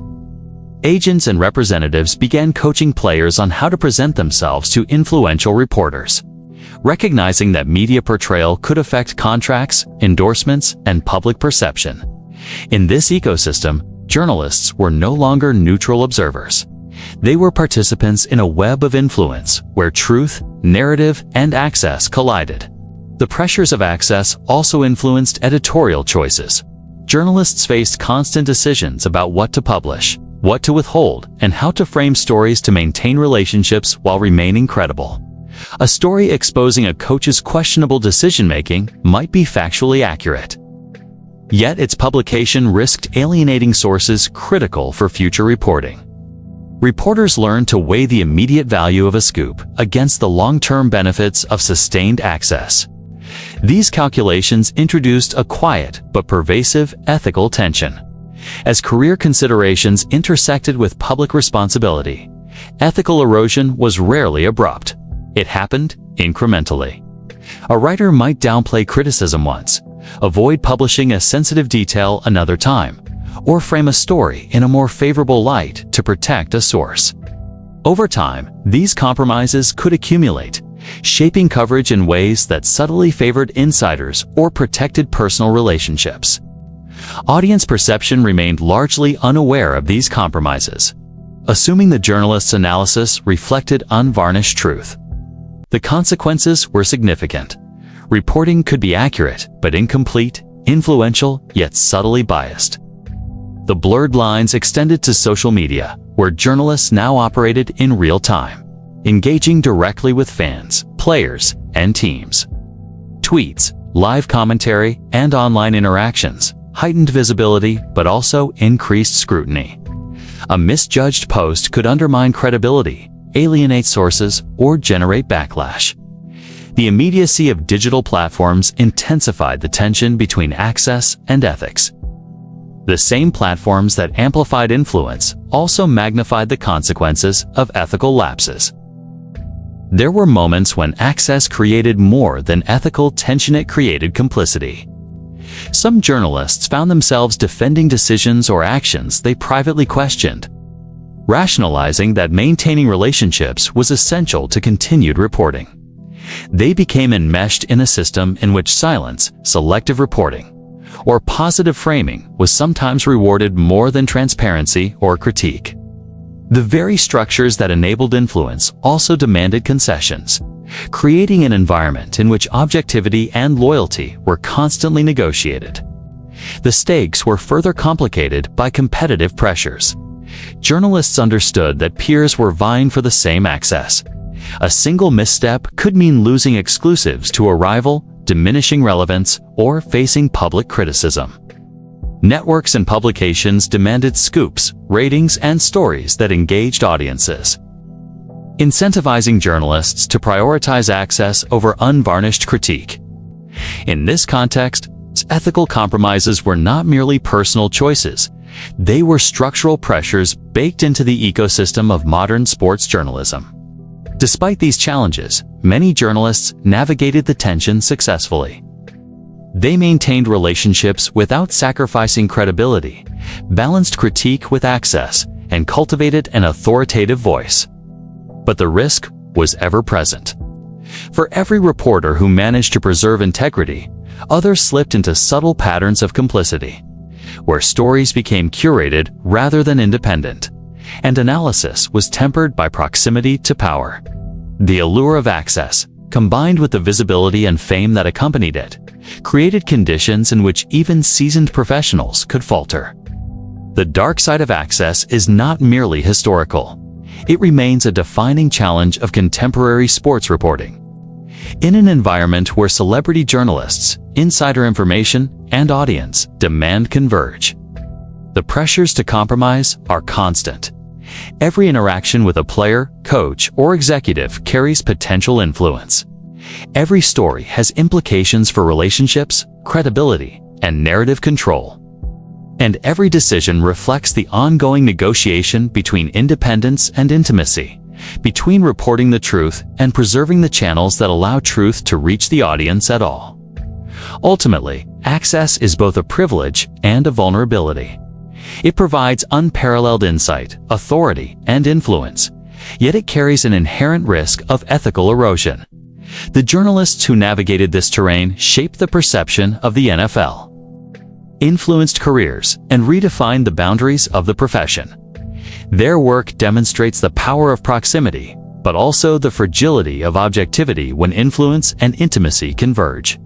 In the world of sports journalism, the dark side of access remains a constant, invisible force, shaping coverage as profoundly as any play on the field. The rise of social media reshaped the landscape of sports journalism in ways that were as dramatic as the shift from print to television. Platforms like Twitter, Instagram, and later, podcasts created a world in which journalists could speak directly to fans, bypassing traditional editorial filters and reaching millions in real time. The immediacy of social media meant that every observation, insight, or opinion could travel instantly, shaping conversation, perception, and even the narrative arc of the NFL as games unfolded. No longer confined to columns, broadcasts, or scheduled segments, journalists became real-time participants in the culture of the league, and their words carried weight comparable to on-field performance. Twitter, in particular, transformed the journalist from a distant chronicler to a near-constant presence in fans' feeds. A tweet about a trade rumor, a locker room atmosphere, or a player's injury could generate national conversation before the league or the team had even issued a statement. Followers responded immediately, retweeting, debating, and amplifying the journalist's message. The platform's brevity demanded concise, often provocative framing, which meant that each post could function as a micro-narrative with outsized influence. The journalist's voice was no longer one among many. It was amplified, magnified, and instantly mobilized into cultural discussion. This amplification of influence carried both opportunity and risk. On one hand, journalists could grow personal brands faster than ever, establishing themselves as authoritative figures with massive reach. Social media allowed reporters to bypass traditional gatekeepers and cultivate direct relationships with audiences. Followers measured credibility by both insight and engagement, rewarding journalists who could consistently provide breaking news, analysis, or insider perspective. Those who mastered the rhythm of the platforms became central figures in shaping public understanding of the NFL, translating access and expertise into visibility and influence. On the other hand, the speed of social media amplified mistakes as quickly as successes. A misreported injury, a misunderstood quote, or an unverified rumor could spread widely in seconds, drawing immediate criticism from fans, peers, and teams. The pressure to be first often conflicted with the necessity of being accurate. Journalists now had to navigate a landscape in which each post was both an opportunity for prestige and a potential liability. The stakes of real-time reporting were high, and the consequences for errors could be career-altering. Social media also transformed the relationship between journalists and the league itself. Executives, players, and coaches could monitor every statement, tweet, or post, and the lines between news, opinion, and promotion blurred. Journalists became part of the cultural ecosystem, influencing narratives while simultaneously being scrutinized by the very subjects they covered. The immediacy of the platform created a new form of accountability. Missteps were public and viral, but the same mechanisms allowed journalists to respond, clarify, or redirect the conversation instantly. It was a new form of power, one that required both strategic judgment and digital literacy. The amplification effect of social media extended beyond the NFL to broader sports culture. Journalists' insights shaped fantasy football strategies, draft evaluations, and even fan sentiment about trades, injuries, or coaching decisions. Players became aware of the power of social media narratives, adjusting behavior on the field and in public to manage perception. A single tweet from a prominent reporter could spark fan outrage, influence media coverage, or generate pressure on team executives. The journalist's role evolved from observer to cultural actor, capable of steering discussion across multiple platforms and communities. Celebrity journalists now occupied a dual role: reporters of fact and real-time influencers. Their followers expected both accurate information and compelling commentary. Engagement metrics, including likes, shares, and retweets, became new measures of success, reinforcing the value of visibility and immediacy. This dynamic incentivized frequent posting, provocative framing, and the cultivation of personal voice, often encouraging a style that emphasized personality as much as professional insight. Social media did not just elevate journalists, it transformed them into brands in their own right. The influence of social media also changed newsroom dynamics. Traditional outlets began to recognize that journalists with strong digital followings brought value beyond reporting. Their ability to drive traffic, generate engagement, and extend the reach of stories transformed hiring, promotion, and assignment decisions. Reporters were evaluated not only on the quality of their reporting, but on their ability to command attention in a fragmented media ecosystem.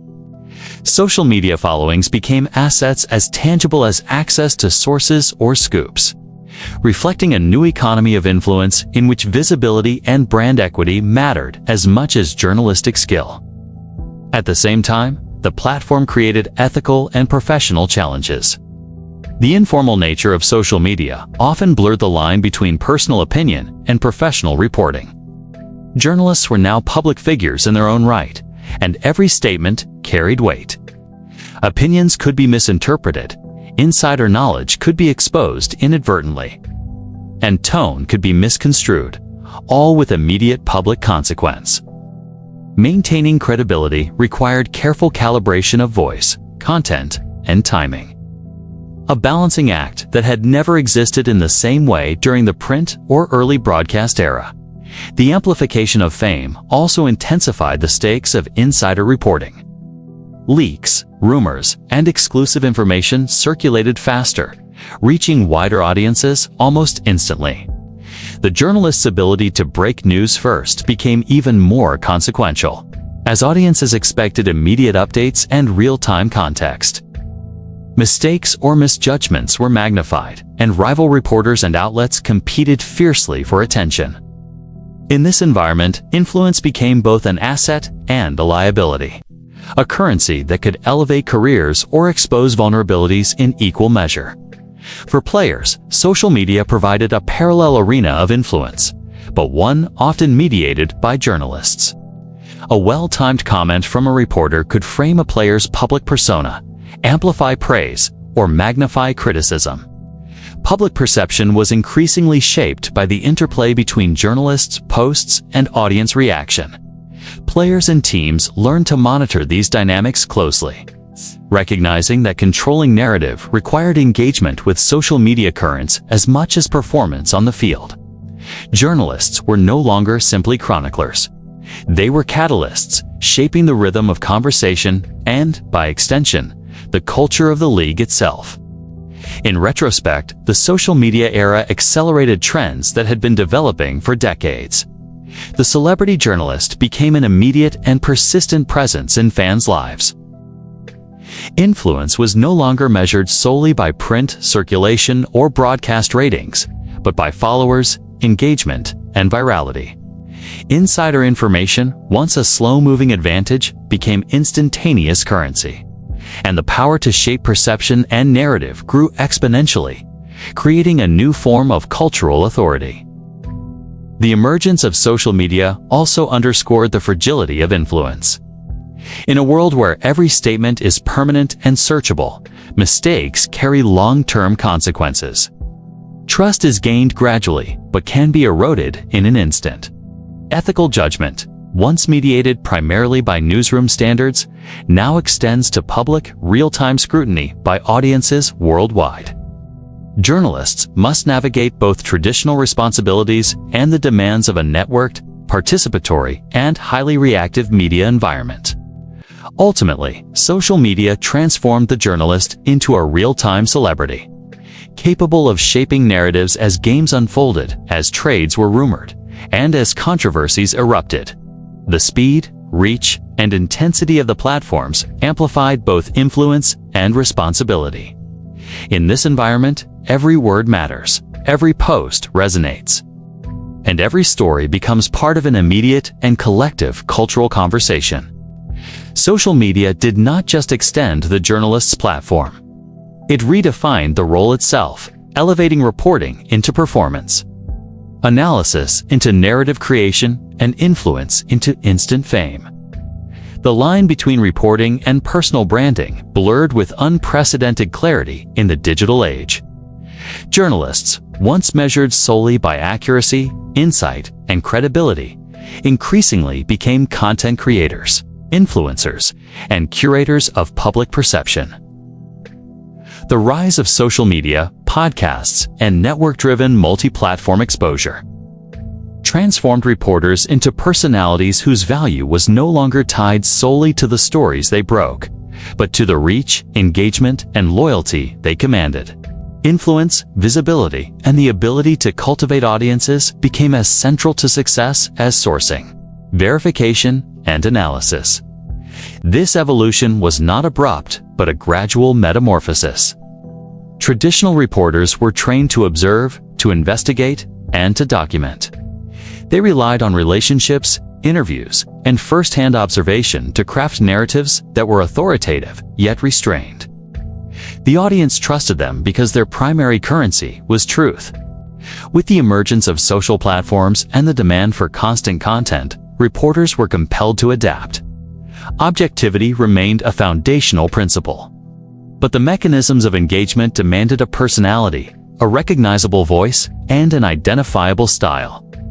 Fans wanted insight delivered in real time, analysis flavored by opinion, and stories framed by a recognizable human perspective. Branding became integral to journalistic identity. The most successful reporters were those who could create a distinct voice that resonated across platforms. From television and radio to Twitter threads, Instagram posts, and podcasts. Their commentary extended beyond games and events into lifestyle, opinion, and cultural observation. They were no longer just conveyors of information. They were interpreters, storytellers, and curators of the NFL experience.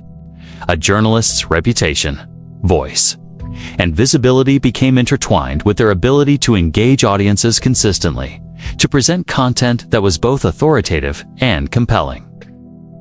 The shift from objectivity to branding introduced both opportunity and tension. The personal brand offered freedom, influence, and financial reward. Reporters could leverage followings into book deals, speaking engagements, and cross-platform opportunities. Their names became synonymous with authority and analysis, transforming their work from professional obligation to cultural currency. Yet this very branding challenged the traditional ethos of journalism. Maintaining credibility while cultivating personality demanded careful negotiation. Fans expected insight and accuracy, but they also craved entertainment, engagement, and emotional resonance. Balancing the dual demands of authority and personality became a defining challenge. Influence also reshaped reporting priorities. Stories were evaluated not solely by public interest or significance, but by their potential to generate engagement, spark conversation, and reinforce brand identity. A journalist might prioritize a story about a controversial statement by a star quarterback, not only for its newsworthiness, but for the opportunity to analyze, comment, and drive real-time debate across multiple platforms. Content creation became an ongoing cycle, blending reporting, analysis, and performance into a continuous stream. Influence and brand visibility became inseparable from journalistic value. The economics of influence reinforced these trends. Networks, publishers, and social media platforms rewarded visibility and engagement with increased exposure, career advancement, and financial incentives. Journalists became stakeholders in their personal brands with the same stakes, pressures, and metrics that traditionally belonged to entertainers and influencers. The audience's attention was a resource, measurable in clicks, shares, and views. Those who mastered the rhythm of multi-platform storytelling translated attention into professional currency, further cementing the role of the journalist as an influencer in addition to an observer. As journalists evolved into influencers, ethical boundaries were constantly tested. Balancing loyalty to sources, accuracy of reporting, and personal brand considerations introduced complex judgments. A mischaracterization could damage relationships and credibility, but hesitation to comment or withhold analysis could undermine the personality-driven engagement audiences expected. The journalist was now operating in a multi-dimensional space, reporting truth, interpreting events, and performing a curated persona simultaneously. Each role carried its own responsibilities, pressures, and consequences. The transformation also changed the relationship between journalists and players. Athletes increasingly recognized that journalists were no longer passive observers, but active participants in shaping narratives.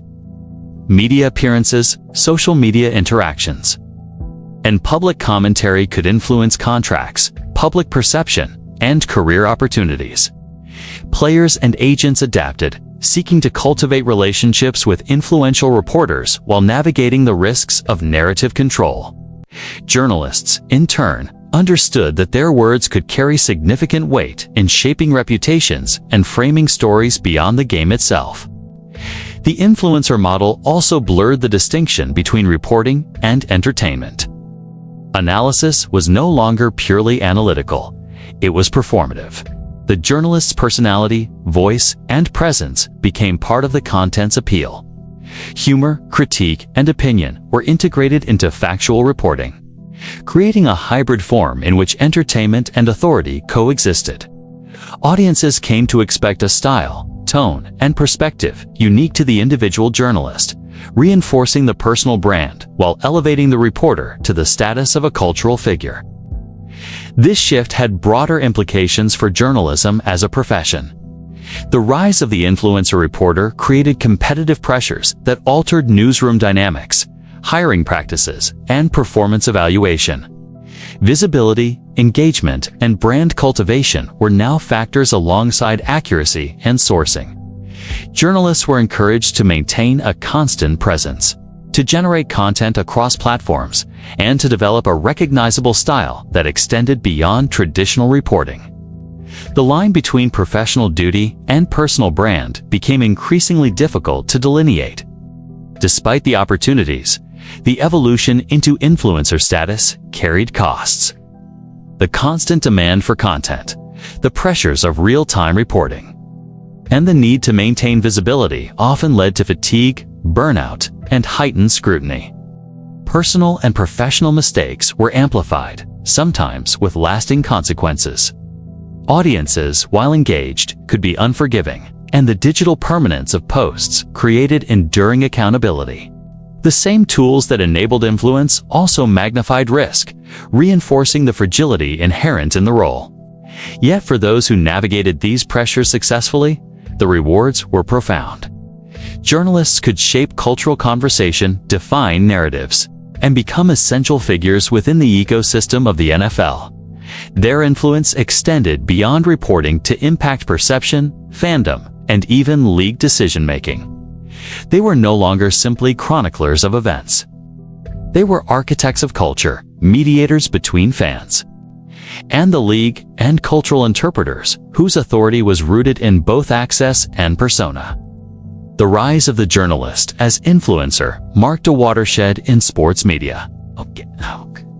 It demonstrated the evolution of reporting from a craft centered on observation and verification to a hybrid practice of content creation, personal branding, and audience engagement.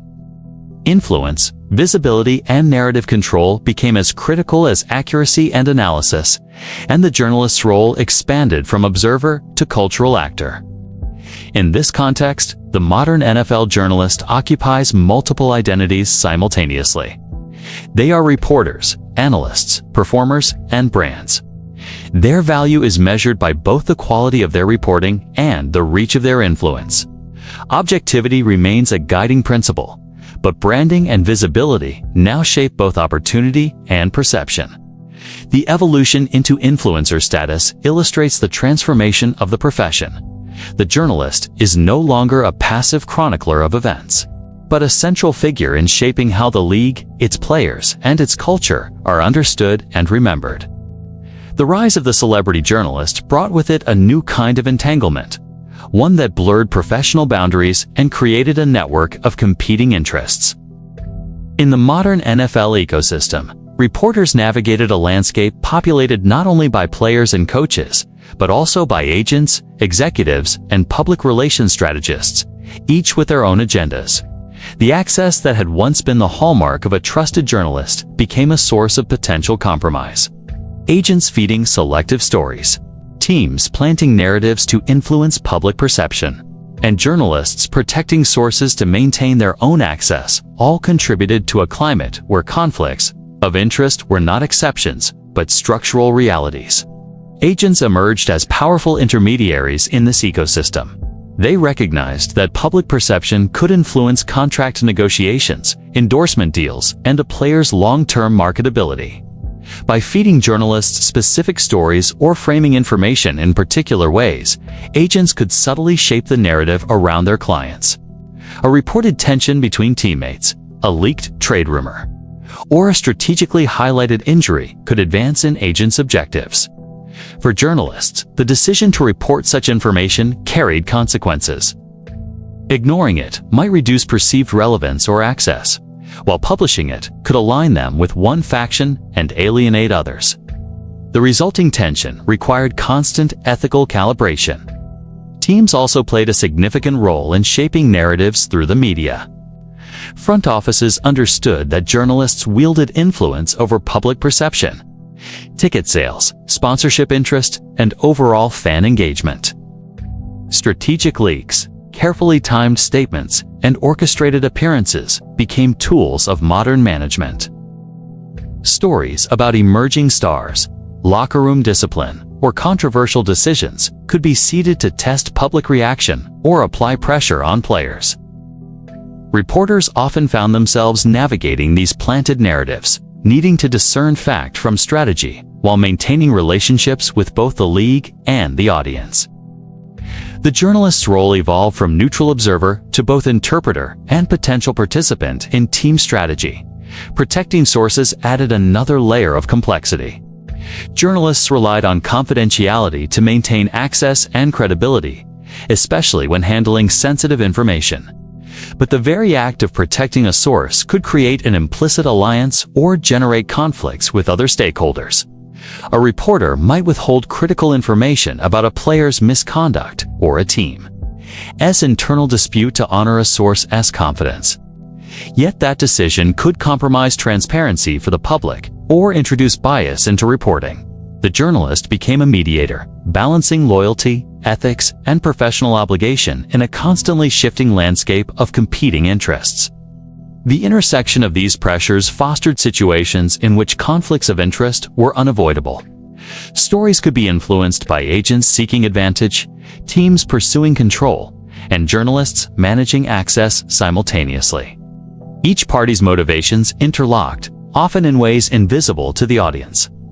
Fans consumed narratives shaped not only by factual events but by strategic communication, selective disclosure, and the journalist's interpretive lens. The line between objective reporting and influenced storytelling became increasingly difficult to define. The consequences of these conflicts were both immediate and enduring. A well-timed report could sway public opinion about a player's character, elevate or damage a coach's reputation, or influence league policy discussions. Conversely, Missteps could erode trust, diminish credibility, or jeopardize access entirely.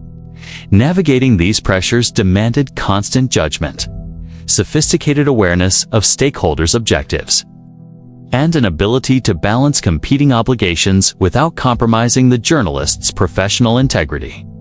Financial and career incentives amplified these conflicts. Celebrity journalists with large followings became valuable to networks, sponsors, and advertisers. Their reporting carried direct economic implications, influencing ratings, engagement metrics, and revenue streams. The pressure to maintain visibility and relevance sometimes encouraged prioritizing stories that generated attention over those rooted in investigative depth. At the same time, journalists recognized that alignment with agents, teams, or influential insiders could preserve or enhance their positions, creating subtle pressures that could conflict with the ideals of impartiality and independence. Social media intensified these dynamics. The instantaneous nature of platforms like Twitter and Instagram allowed stories, rumors, and opinions to spread globally within moments. A single post could trigger discussion, amplify a narrative, and cement public perception before verification or clarification. The immediacy of digital media heightened the stakes for conflicts of interest. Reporters were forced to weigh speed against accuracy, access against transparency, and engagement against ethical responsibility. The networked nature of the platforms meant that misjudgments were amplified, making each decision both a potential opportunity and a potential liability. Players themselves became active participants in the web of influence. They understood that journalists were conduits of narrative power and that relationships could shape how their stories were told. Some players leveraged these relationships to advance careers, manage public perception, or counter negative coverage. Others attempted to minimize exposure, wary of how misrepresentation or selective reporting could affect contracts, endorsements, or legacy. The journalist existed at the center of these competing forces, simultaneously observing, interpreting, and negotiating a path through complex and often opaque systems of influence. The cumulative effect of these dynamics was an environment in which transparency, independence, and ethical clarity were constantly tested. Journalists were rewarded for influence, access, and engagement. Yet the mechanisms by which those rewards were achieved often entailed navigating conflicts of interest. Agents, teams, players, and media executives all had stakes in how information was framed. Timing was managed, and perception was shaped. The journalist's role became that of arbiter, interpreter, and negotiator, constantly mediating between truth, strategy, and expectation. Historical examples illustrate the tangible consequences of these entanglements. When a reporter's coverage appeared aligned with team messaging or agent strategy, critics questioned credibility and bias.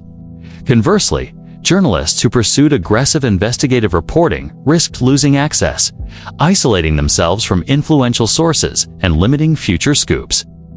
These pressures shaped reporting decisions at every level, subtly influencing which stories were told, how they were framed, and which voices were amplified. The result was a media ecosystem in which conflicts of interest were not aberrations, but structural realities embedded in the operation of modern sports journalism. Ultimately, navigating conflicts of interest required both skill and vigilance. Reporters had to cultivate relationships without compromising integrity, analyze narratives without becoming instruments of influence, and balance audience expectations with professional responsibility. It demanded constant self-awareness, an understanding of incentives, and a commitment to maintaining trust with both sources and the public. The celebrity journalist operated in a space where every story, relationship, and post carried potential conflicts, and the capacity to manage those pressures became a defining feature of professional success. In the modern NFL, conflicts of interest are unavoidable, embedded in the interplay of access, influence, and visibility. The journalist's role is no longer simply to report events, but to navigate a complex ecosystem in which information is currency. Narrative is power, and every relationship carries potential consequences. Ethical challenges are not incidental. they are fundamental to the profession's evolution. The capacity to maintain credibility, independence, and integrity in the face of these pressures distinguishes the enduring journalists from those whose judgment is compromised by proximity, incentives, or ambition. Conflicts of interest illustrate the paradox of modern sports journalism. The closer a reporter is to the game, the more influence they wield, but the greater the ethical and professional risk. Agents, teams, and players all operate within a network of strategic communication, while journalists must interpret, verify, and convey the truth within this context. The tension between independence and access, transparency, and loyalty, immediacy and accuracy defines the environment in which the celebrity journalist functions. In this space, influence is inseparable from responsibility, and every story carries the weight of potential conflict. In the modern NFL, perception often matters as much as reality. Few arenas illustrate this better than the scandals that punctuate league history. From high-profile player controversies to contentious coaching decisions, the outcomes of these events were rarely determined solely on the field or in boardrooms. Instead, they were mediated, amplified, and in some cases, defined by the journalists who covered them. The rise of celebrity reporters meant that media narratives could sway public opinion, influence league responses, and even shape disciplinary measures. In certain cases, the reporter's framing of events became as consequential as the actions themselves. Consider the league's handling of personal conduct issues. When a star player was accused of misconduct, the public's understanding of the incident was often filtered through the lens of journalists with access, insight, and influence. Quotes from sources, interpretations of behavior, and strategic framing of timelines all affected the story's reception. Celebrity reporters, armed with real-time platforms, could shape outrage, guide moral discourse, and establish the parameters of public conversation. The NFL, sensitive to brand, image, and audience reaction, frequently responded to media pressure, crafting disciplinary action that reflected not only internal evaluation, but the court of public opinion, magnified by influential voices in the press. One striking example involves high-profile off-field controversies where the reporting itself became a determining factor. Journalists with insider access could confirm or contextualize rumors, influencing how league executives, sponsors, and fans perceived the situation. A carefully timed revelation, a strategic leak, or a nuanced analysis could generate pressure for action, shift public sentiment, or redirect attention from one narrative to another. In this sense, the power of the reporter exceeded mere observation. It became an active force shaping outcomes that might otherwise have been resolved differently. The intersection of scandal and media influence often exposed the tension between objective reporting and sensationalized framing. Journalists were tasked with conveying the facts, but their proximity to sources, familiarity with the league's inner workings, and public visibility gave them leverage in shaping interpretation. A quote taken from a locker room conversation, a selectively emphasized timeline, or a pointed line of questioning in a press conference could reframe events in ways that altered public perception. The celebrity journalist thus became a co-author of the scandal, wielding influence not only over information, but over moral, cultural, and organizational responses. Media coverage of player injuries, particularly those involving misconduct or controversy, illustrates this dynamic. Reporters could highlight inconsistencies, emphasize behavioral patterns, or frame commentary to suggest character judgments. Fans, teams, and league officials absorb these cues, consciously or unconsciously integrating them into assessments of accountability. A player's reputation, contract negotiations, or public standing could pivot on how a story was told. In such moments, the journalist's power transcended reporting. It actively sculpted the consequences of scandal. The phenomenon was not confined to negative events. Media narratives shaped positive perceptions as well. A coach facing scrutiny for performance or decision-making could be defended or undermined through columns, televised analysis, or social media commentary. When journalists praised leadership, strategic vision, or personal integrity, the narrative often influenced public sentiment and organizational decision-making. Celebrity reporters thus functioned as both gatekeepers and amplifiers, controlling the flow of interpretation and influencing outcomes beyond what was traditionally within the journalist's domain. Scandals also revealed the competitive pressures within journalism itself. Reporters raced to break stories, secure exclusive commentary, or provide unique context. The first to report or frame an event gained authority, while rivals scrambled to catch up. In this environment, accuracy, interpretation, and ethical judgment were constantly weighed against the benefits of immediacy, visibility, and influence. The result was an ecosystem in which the most prominent journalists wielded outsized power in shaping narratives. And by extension, the fates of the individuals and institutions involved. High-profile league investigations were particularly susceptible to media shaping. When allegations emerged, journalists often had greater access to the inner workings of the process than the general public. Confidential sources within teams, player associations, or league offices could provide insight that influenced how events were perceived externally. The framing of questions, timing of releases, and emphasis on particular details affected both fan sentiment and organizational response. The celebrity journalist thus operated not only as chronicler, but as an active participant in the unfolding of controversy. The rise of digital media amplified this effect. Social media provided journalists with immediate channels to disseminate interpretations, rumors, and context. Platforms like Twitter allowed reporters to offer instant updates, analysis, and opinion, generating rapid feedback loops between journalist, audience, and league. Each post could escalate public concern, guide conversation, and affect internal decision-making. The pace of coverage intensified the stakes, making media influence a critical factor in the resolution of scandals. Importantly, journalists themselves were aware of this power. Many approached coverage with the knowledge that their framing could determine career trajectories, influence sponsorship decisions, and affect public sentiment. Ethical considerations, accuracy, fairness, and transparency coexisted with strategic calculation. Some reporters leveraged the environment to advocate for accountability, contextual justice, or reform. Others found themselves navigating the tensions between access, relationship maintenance, and the incentives of visibility, occasionally shaping narratives to protect sources or maintain influence. The cumulative effect of media influence on scandals extended beyond immediate outcomes. It reshaped the league's relationship with fans, defined organizational policies, and influenced cultural perception of players, coaches, and executives. Public trust, team reputations, and individual legacies were frequently mediated through the lens of celebrity journalists, whose reach and authority had transformed the ecosystem. Scandals were no longer isolated events.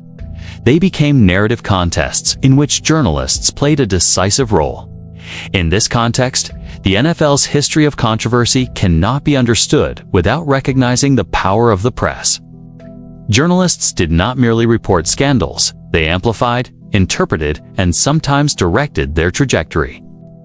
Their framing affected how players were judged, how executives responded, and how fans understood the events unfolding in front of them. The modern sports journalist had become a central actor in shaping not only public understanding, but the material consequences of scandal itself. The lesson of these episodes is clear. In a world of celebrity journalism, narrative authority can rival institutional authority. A well-timed report, a careful analysis, or a persistent line of questioning can influence perception, guide decision-making, and define outcomes. The consequences of scandal are mediated not only by facts and rules, but by the journalists who have the power to shape how those facts are seen, interpreted, and remembered. Scandals in the NFL demonstrate the enduring tension between reporting and influence, between chronicling events and shaping them. The rise of celebrity journalists meant that perception could become reality, and narrative power became a central factor in determining outcomes. The ethical, cultural, and organizational stakes of this transformation continue to shape the league. The journalists who cover it, and the players and coaches who live within its stories. The evolution of sports journalism took another dramatic turn with the rise of independent media. Podcasts, YouTube channels, and digital-first platforms gave journalists unprecedented freedom to create content outside the constraints of traditional networks or newspapers. These independent voices emerged not only as challengers to established authority, but also as alternative sources of insight, analysis, and narrative framing. They bypassed the editorial hierarchies, corporate agendas, and institutional pressures that had historically shaped reporting, creating a more diverse and sometimes disruptive media ecosystem. Independent media allowed journalists to explore stories that might have been marginalized or downplayed in traditional outlets.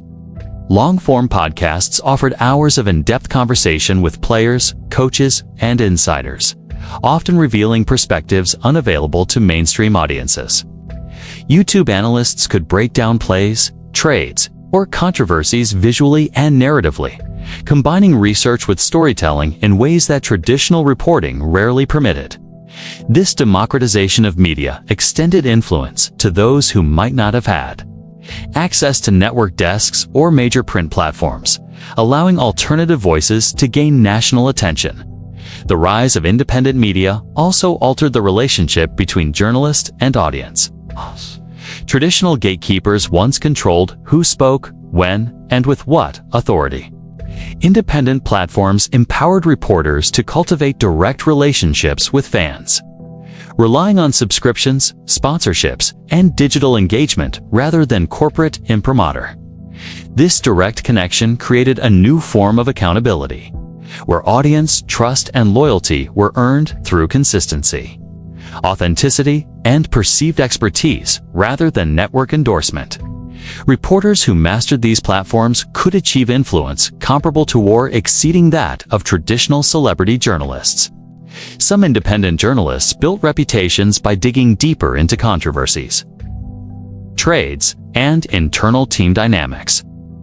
Freed from corporate pressures, they could challenge narratives, question official statements, and provide context that mainstream media might avoid.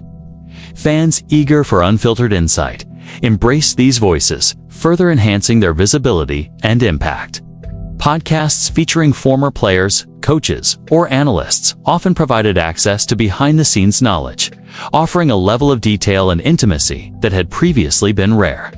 Independent journalists became the bridge between the audience and the inner workings of the league, providing both information and interpretation without the constraints of institutional oversight. Monetization strategies also contributed to the rise of independent media influence.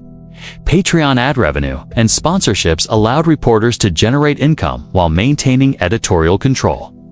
Unlike traditional networks, which often dictated coverage priorities, independent journalists could set agendas based on perceived audience demand and personal expertise.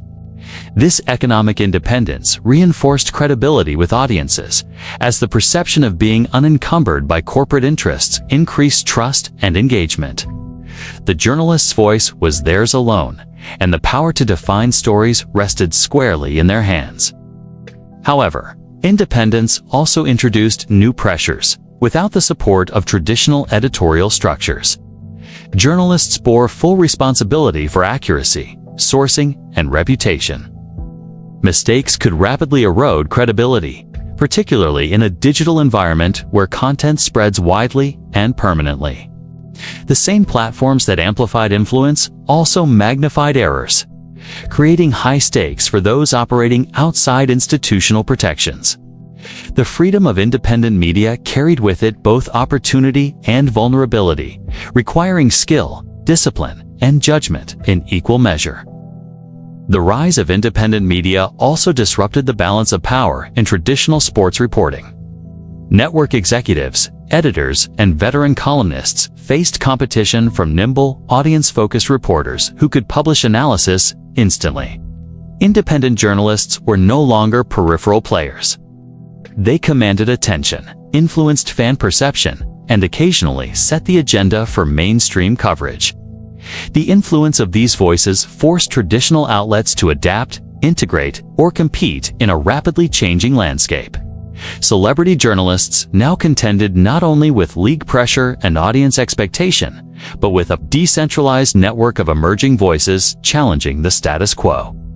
Notably, independent media fostered experimentation in content and form. Podcasts could dedicate entire episodes to nuanced analysis of a single game or player, while YouTube channels offered detailed breakdowns of strategy, technique, and decision-making.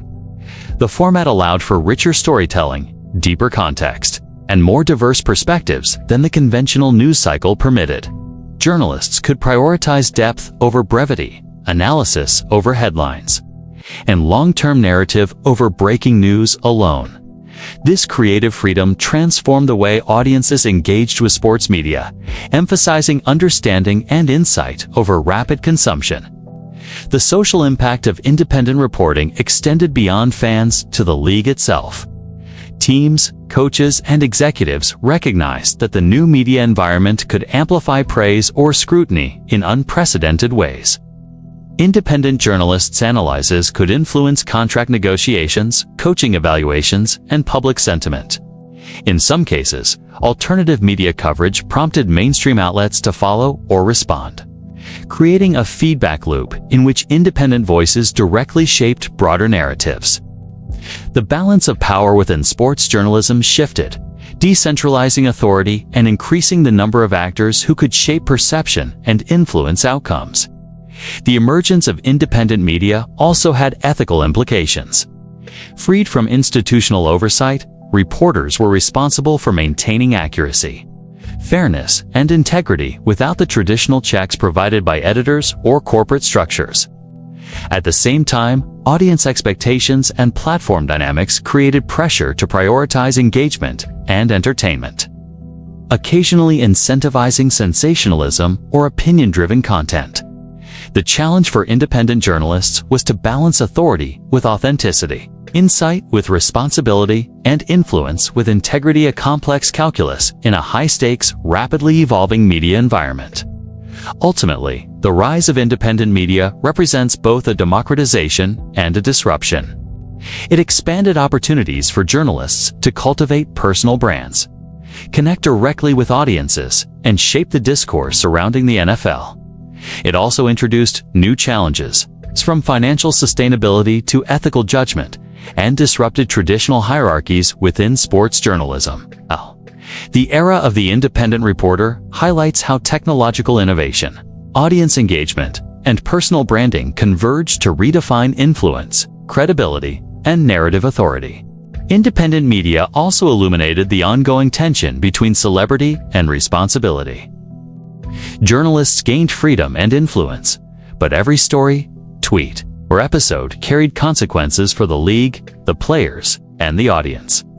Influence now came with both opportunity and accountability, emphasizing that the power to shape perception was inseparable from the responsibility to do so with rigor and integrity. Those who navigated this space effectively achieved unprecedented reach, authority, and cultural impact, cementing the rise of a new class of sports journalists, independent, influential, and unbound by the traditional gatekeepers who once controlled the narrative. The independent media landscape continues to evolve, reflecting shifts in technology, audience behavior, and professional ambition. Podcasts, YouTube channels, and other digital platforms are now central to how fans experience the NFL, providing analysis, commentary, and insider perspective that rival and sometimes surpass traditional reporting. These journalists have become indispensable voices in the ecosystem, shaping perception, framing narratives, and influencing decision-making both inside and outside the league. Their emergence underscores the transformative power of technology, branding, and audience engagement in redefining the profession. The rise of independent media demonstrates that the journalist's role is no longer fixed by institutional affiliation or corporate oversight. Authority, influence, and narrative power can be cultivated through innovation, persistence, and direct audience engagement. The modern journalist can command a platform as vast and potent as any network, shaping understanding, culture, and legacy in ways that were impossible in the pre-digital era. This evolution illustrates the ongoing recalibration of influence within the NFL's media landscape, highlighting how independence, creativity, and strategic engagement redefine what it means to report, analyze, and shape the game. The modern sports journalist occupies a paradoxical space.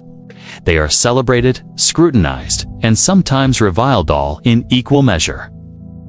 There have been moments in NFL history when reporters, not players or teams, became the focus of public outrage. Vilified for the narratives they advanced, the truths they revealed, or the interpretations they offered. These were instances where the journalist, rather than the subject of the story, became the perceived antagonist. It is a phenomenon unique to the era of celebrity reporting, amplified by social media, live commentary, and the unrelenting 24-hour news cycle. Public backlash against journalists often begins with perception rather than fact. The audience reacts to what they interpret as a betrayal, misrepresentation, or intrusion. A player's private struggle, a controversial comment, or a mismanaged narrative can ignite a firestorm of criticism directed at the reporter who disseminated the information. Fans sometimes view journalists as arbiters of morality, judging the accuracy, tone, or intent behind each story. A single column, podcast episode, or tweet can become a lightning rod, generating outrage that spreads faster than any correction or clarification. One prominent pattern emerges in these cases. The journalist is often vilified for shining a light on uncomfortable truths. Reporting on off-field behavior, personal disputes, or management controversies can elicit intense reactions. Fans may feel protective of players or teams, perceiving critical coverage as an attack. In these moments, the journalist is recast as a villain, accused of bias, sensationalism, or exploitation, even when reporting is accurate and well-sourced. The very act of exposure transforms professional duty into public liability. High-profile player scandals illustrate this dynamic vividly. When a reporter breaks news about a player's conduct, the focus of outrage can shift from the individual responsible to the journalist delivering the story. Fans invested in their heroes' images sometimes react with anger toward the messenger rather than the subject. Social media accelerates this phenomenon, enabling rapid, coordinated criticism and amplifying voices that frame the journalist as a target. Email campaigns, online commentary, and direct messages create an environment in which reporters must navigate hostility while maintaining professional composure and ethical standards. Journalists have also faced backlash for perceived bias or selective reporting. Columns or broadcasts that highlight negative aspects of a team or player while downplaying others can generate accusations of partiality, favoritism, or even malice. In the era of celebrity reporting, the public's perception of a journalist's persona compounds this scrutiny. A columnist known for sharp critique or a broadcaster recognized for provocative commentary becomes both the interpreter of events and a symbol onto which audience frustration can be projected. The reporter's identity becomes inseparable from their coverage. Celebrity amplifies the intensity of backlash. The more visible the journalist, the more pronounced the reaction. A high-profile reporter's influence on public conversation, combined with the accessibility of social media, creates a feedback loop in which criticism spreads instantaneously and often disproportionately. Online platforms provide fans a direct line to journalists, but that accessibility carries risk. Every opinion, analysis, or report is open to interpretation, misinterpretation, and viral condemnation. The line between professional critique and personal attack becomes perilously thin. The consequences for journalists extend beyond reputation. Career opportunities, network relationships, and personal security can be affected. A controversial report may prompt calls for dismissal, damage audience trust, or trigger industry scrutiny. In some cases, backlash influences editorial decisions, constraining reporting choices or shaping future coverage.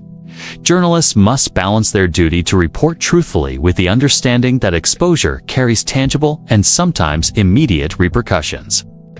The professional risks are compounded by the digital permanence of posts, tweets, and broadcasts, where a single perceived misstep can have long-term implications. The psychological impact on journalists is significant. Navigating public vilification requires resilience, judgment, and emotional fortitude. Many reporters describe feeling isolated, targeted, and scrutinized in ways that extend beyond professional critique. The pressure to maintain accuracy, protect sources, and meet audience expectations while under attack is relentless. Celebrity reporters face an additional burden.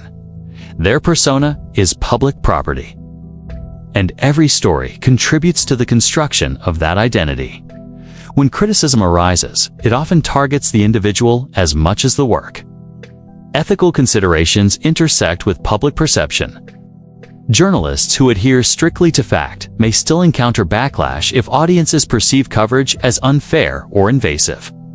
Reporting on sensitive topics, from personal conduct to organizational controversies, invites scrutiny and judgment. The journalist must negotiate the tension between transparency and sensitivity, public accountability and professional obligation.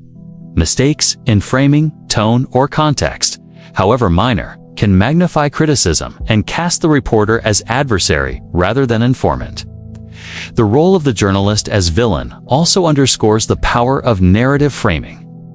When a story is presented with emphasis on controversy, conflict, or drama, public reaction is often shaped as much by storytelling as by the facts themselves. Celebrity journalists, whose voices carry authority and influence, can inadvertently amplify these dynamics. A carefully crafted analysis can be interpreted as judgment, critique as condemnation, or exposure as attack. In such moments, professional responsibility and audience interpretation diverge, creating situations in which the journalist bears the brunt of cultural and emotional response. Historical instances reveal recurring patterns. Public outrage tends to intensify when reporting challenges fan loyalty, confronts entrenched narratives, or exposes uncomfortable realities. Controversial trades, disciplinary decisions, or revelations about team dynamics can ignite criticism directed at the reporter rather than the subjects or institutions involved. The journalist becomes a proxy for audience discomfort, a symbol of perceived intrusion, and, in some cases, a scapegoat for systemic issues. Social media magnifies these dynamics exponentially. Fans can coordinate campaigns, amplify criticism, and generate viral backlash in ways that were impossible in previous eras. Tweets, comment threads, and forums provide constant feedback, often emotional and unfiltered. Journalists operating in this environment must contend with real-time judgment, public scrutiny, and the magnification of misinterpretations. Each post, column, or broadcast becomes a potential flashpoint, with consequences that extend beyond the immediate story to professional reputation, audience trust, and personal well-being. Yet even amid backlash, journalists continue to exercise influence. The very visibility that makes them targets also reinforces their cultural significance. Public vilification can paradoxically amplify authority, ensuring that their reporting shapes ongoing conversation. Audiences may disagree, resist, or criticize, but the journalist's voice remains central to the discourse, guiding interpretation, framing debate, and influencing perception. The interplay of criticism and authority becomes an intrinsic part of the modern reporter's role. Instances of public vilification illuminate the high stakes of contemporary sports journalism. They reveal the pressures of celebrity, the intensity of audience investment, and the fragility of reputation in an era of instantaneous feedback. Journalists navigate a landscape where influence, accountability, and public perception intersect, where every story carries potential reward and risk. The journalist as villain is a phenomenon unique to the convergence of access, visibility, and audience empowerment, highlighting the complex and often perilous role of the modern NFL reporter.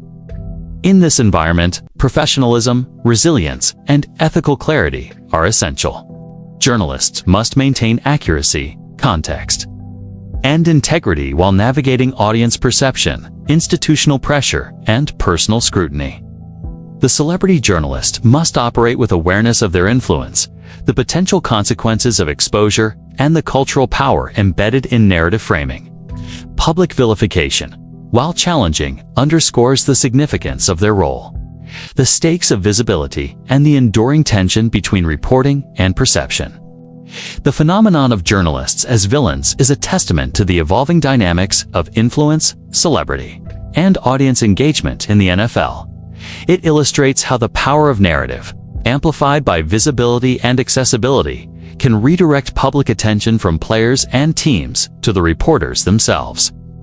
These moments highlight the pressures, responsibilities, and vulnerabilities of those who occupy positions of authority in shaping the stories that define the league, its culture, and its heroes. In modern sports journalism, the tension between accuracy and speed has become a defining characteristic of the profession.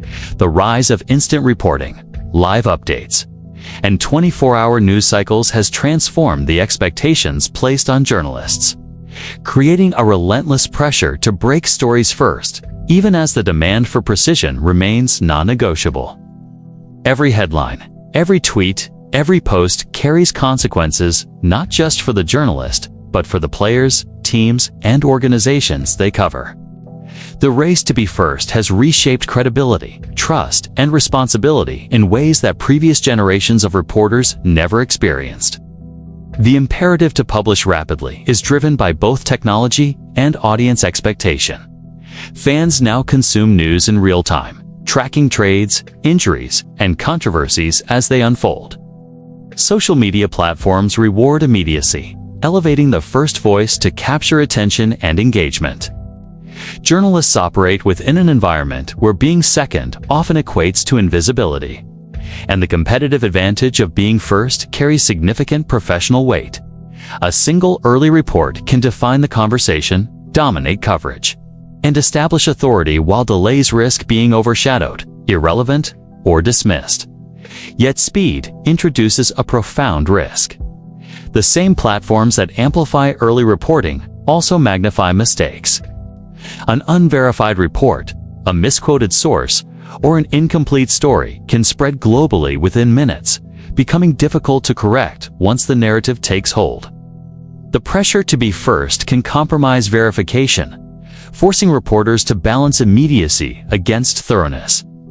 Every decision becomes a test of judgment, with potential repercussions for personal credibility, professional reputation, and public trust. In the modern NFL media ecosystem, one hastily published detail can become the focal point of controversy, criticism, and backlash. The tension between speed and accuracy is not abstract. It shapes the very methodology of reporting. Journalists are compelled to maintain extensive networks of sources, cross-check information rigorously, and navigate conflicting accounts under extreme time pressure. Access becomes both a tool and a burden, as insider tips may arrive fragmented, biased, or unverified. The journalist must synthesize, interpret, and relay information with both rapidity and precision, knowing that every word carries weight and potential consequence. The stakes are heightened because fans, executives, and players alike interpret reports as authoritative reflections of reality, regardless of nuance or uncertainty. Historical examples illustrate the high stakes of this tension. A trade rumor released minutes before league confirmation can generate market reactions, influence negotiations, and shape fan sentiment. Injury reports, if inaccurate or misinterpreted, can alter team strategy, fantasy sports outcomes, and public perception of a player's reliability. Controversial statements, whether by players, coaches, or league officials, demand careful contextualization, yet the immediacy of social media encourages rapid dissemination. In every case, the journalist's capacity to balance speed with accuracy directly affects outcomes both on and off the field. The pressure is magnified by competition among peers. Reporters are not only accountable to their editors and audiences, but also to each other. Breaking news first establishes authority, credibility, and relevance in a crowded field. Rival outlets, bloggers, and independent media voices constantly challenge conventional hierarchies, making delay costly. The incentive to be first, combined with the risk of error, creates a high-stakes environment in which professionalism, judgment, and ethical reasoning are tested at every turn. The journalist becomes a mediator between speed, truth, and consequence. Trust, once built over years of consistent reporting, is now fragile and easily undermined. An error can erode credibility overnight, while accurate yet poorly timed reporting may fail to achieve intended impact. Audiences judge journalists not solely on correctness, but also on responsiveness, insight, and engagement. The expectation for immediate analysis, often without the benefit of complete information, forces reporters to navigate ambiguity, make real-time decisions, and accept that mistakes, however unintentional, may be amplified by social media, network coverage, and fan discourse. The tension between accuracy and speed is particularly pronounced in scandals or sensitive events. Reporting on player misconduct, internal team disputes, or controversial league decisions demands rigorous verification, yet the pressure to release information swiftly is unrelenting. A premature report can inflame public opinion, trigger unwarranted speculation, or unfairly damage reputations. Conversely, delaying coverage can be interpreted as withholding truth, eroding audience trust and professional authority.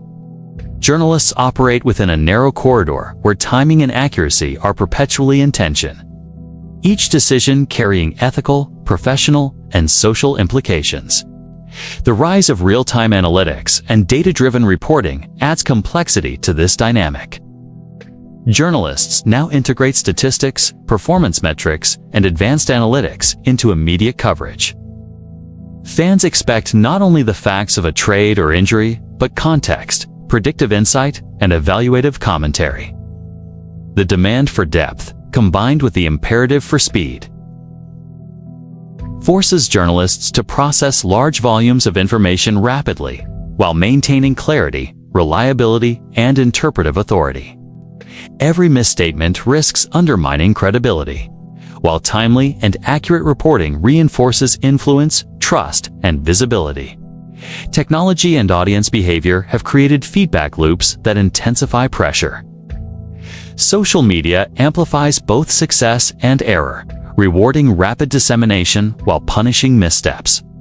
Engagement metrics, trending topics, and virality become measures of influence, incentivizing early reporting and continuous presence. The journalist is constantly aware of both opportunity and consequence, navigating an ecosystem in which authority is established through both speed and sustained accuracy. Mistakes are public, rapid, and often enduring, while well-timed insights can elevate a reporter's profile exponentially. Professional strategies have evolved to manage this tension. Many reporters maintain extensive source networks, real-time communication channels, and verification protocols to balance speed with accuracy. Collaboration within editorial teams provides checks without sacrificing immediacy. Experienced journalists develop judgment honed over years, learning to discern credible information under pressure and assess the potential impact of reporting before publication. The combination of training, methodology, ethical rigor allows them to navigate the dual imperatives of timeliness and reliability, a balancing act central to modern sports journalism. The consequences extend beyond the journalist to affect players, coaches, and organizations. Inaccurate reporting can misinform fan bases, influence league policies, and affect professional reputations. Conversely, timely and accurate reporting reinforces accountability, transparency, and public understanding. The stakes of accuracy versus speed are systemic, shaping not only the individual journalist's career, but the broader perception and operation of the NFL ecosystem. The race to be first is thus inseparable from the responsibility to be correct, ethical, and contextually grounded. Ultimately, the pressure to reconcile accuracy and speed defines the modern sports journalist's experience. The intersection of immediacy, access, And public expectation creates an environment in which every story carries potential consequence. Every post demands judgment, and every narrative shapes perception. The journalist must operate as both observer and analyst, mediator and interpreter, balancing the imperatives of truth, timeliness, and professional responsibility. In this tension, the essence of modern NFL reporting is revealed. Influence, credibility, and accountability exist in constant dialogue, each contingent on the journalist's capacity to navigate a landscape defined by speed and consequence. The evolution of the profession demonstrates that speed is not inherently incompatible with accuracy, but the balance is delicate and relentless. Those who succeed achieve authority, visibility, and influence. Those who falter risk professional censure, loss of trust, and reputational damage. The race to be first is a defining characteristic of modern NFL coverage, shaping careers, narratives, and cultural understanding of the game. It is a crucible in which credibility is constantly tested, and the modern journalist's mettle is measured not only by what they report, but by how responsibly and accurately they report it. Under the relentless pressure of immediacy, the world of NFL journalism is as exhilarating as it is unforgiving. Reporters occupy a high-profile, public-facing role where influence, access, and visibility define their careers, yet beneath the surface of recognition and prestige lies a profound and often hidden mental toll. The transition from behind-the-scenes observer to celebrity journalist brings with it pressures that few fans and, sometimes few, peers truly understand. The emotional cost of reporting in the modern era is an underexplored narrative, one that reveals the human vulnerability behind the authoritative voices shaping the game. From the moment a reporter begins to cultivate influence, the boundaries between professional and personal life blur. Access to players, coaches, and league executives carries privileges but also obligations. Journalists become conduits of information, intermediaries for fan expectations, and, increasingly, public personalities. Each interview, tweet, or column is not merely an assignment, but a reflection of personal credibility and expertise. The weight of audience scrutiny is immediate, intense, and persistent. For many, the pressure to maintain relevance and influence extends beyond office hours, invading private time, leisure, and even sleep. The celebrity aspect compounds stress in unexpected ways. Once a journalist is recognized outside their immediate professional sphere, public attention becomes unavoidable.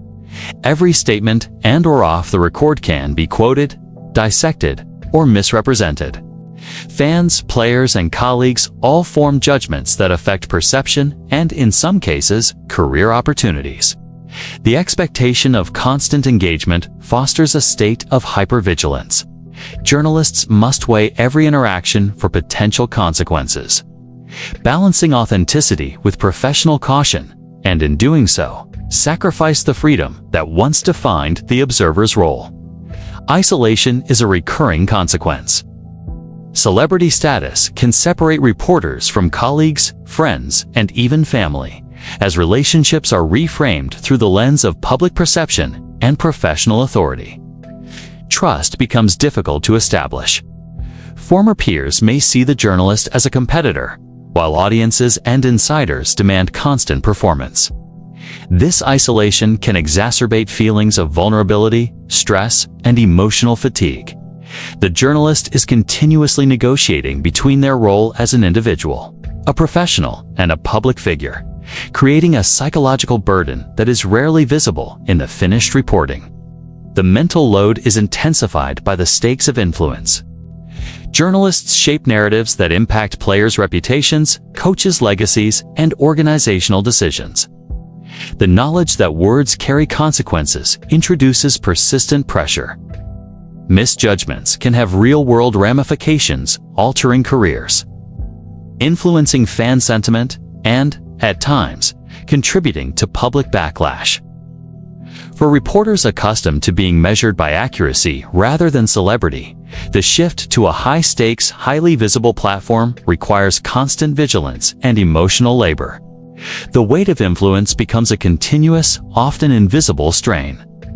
Burnout is another inevitable consequence. The relentless pace of coverage, combined with the dual demands of access and public visibility, leaves little room for respite. Travel schedules, constant deadlines, and the need to maintain a digital presence can erode physical and mental health. Many journalists describe feelings of exhaustion, anxiety, and even cynicism. As the work that once carried intellectual and creative satisfaction becomes a high-pressure performance, judged in real time by millions. The emotional cost is compounded by the knowledge that audience expectations are unrelenting, often unforgiving, and sometimes disproportionate to the complexity of the issues being covered. Social media magnifies these pressures. Platforms like Twitter and Instagram provide immediacy, reach, and engagement, but also a constant stream of critique, praise, and scrutiny. Journalists receive immediate feedback, which can be both validating and punishing.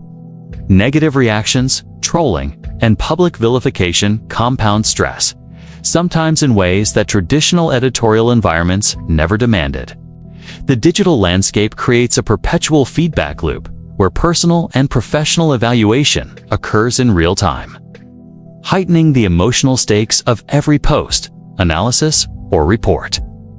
Mental health challenges among high-profile reporters are rarely discussed openly, yet they are pervasive. Anxiety, depression, and the strain of public judgment intersect with professional pressures to create a uniquely taxing environment. The expectation of resilience, poise, and consistent insight often masks the internal struggle. Journalists must maintain composure while processing complex information, managing relationships with sources, and navigating audience perception all while contending with the personal implications of visibility and influence.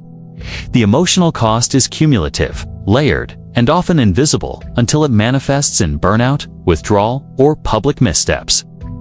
Ethical dilemmas intensify emotional strain. Celebrity journalists are frequently confronted with situations where the demands of access conflict with the imperatives of truth, fairness, or professional integrity. Protecting a source may conflict with audience expectation. Reporting sensitive information may risk public backlash. Every decision carries moral weight, often under conditions of incomplete information and intense scrutiny.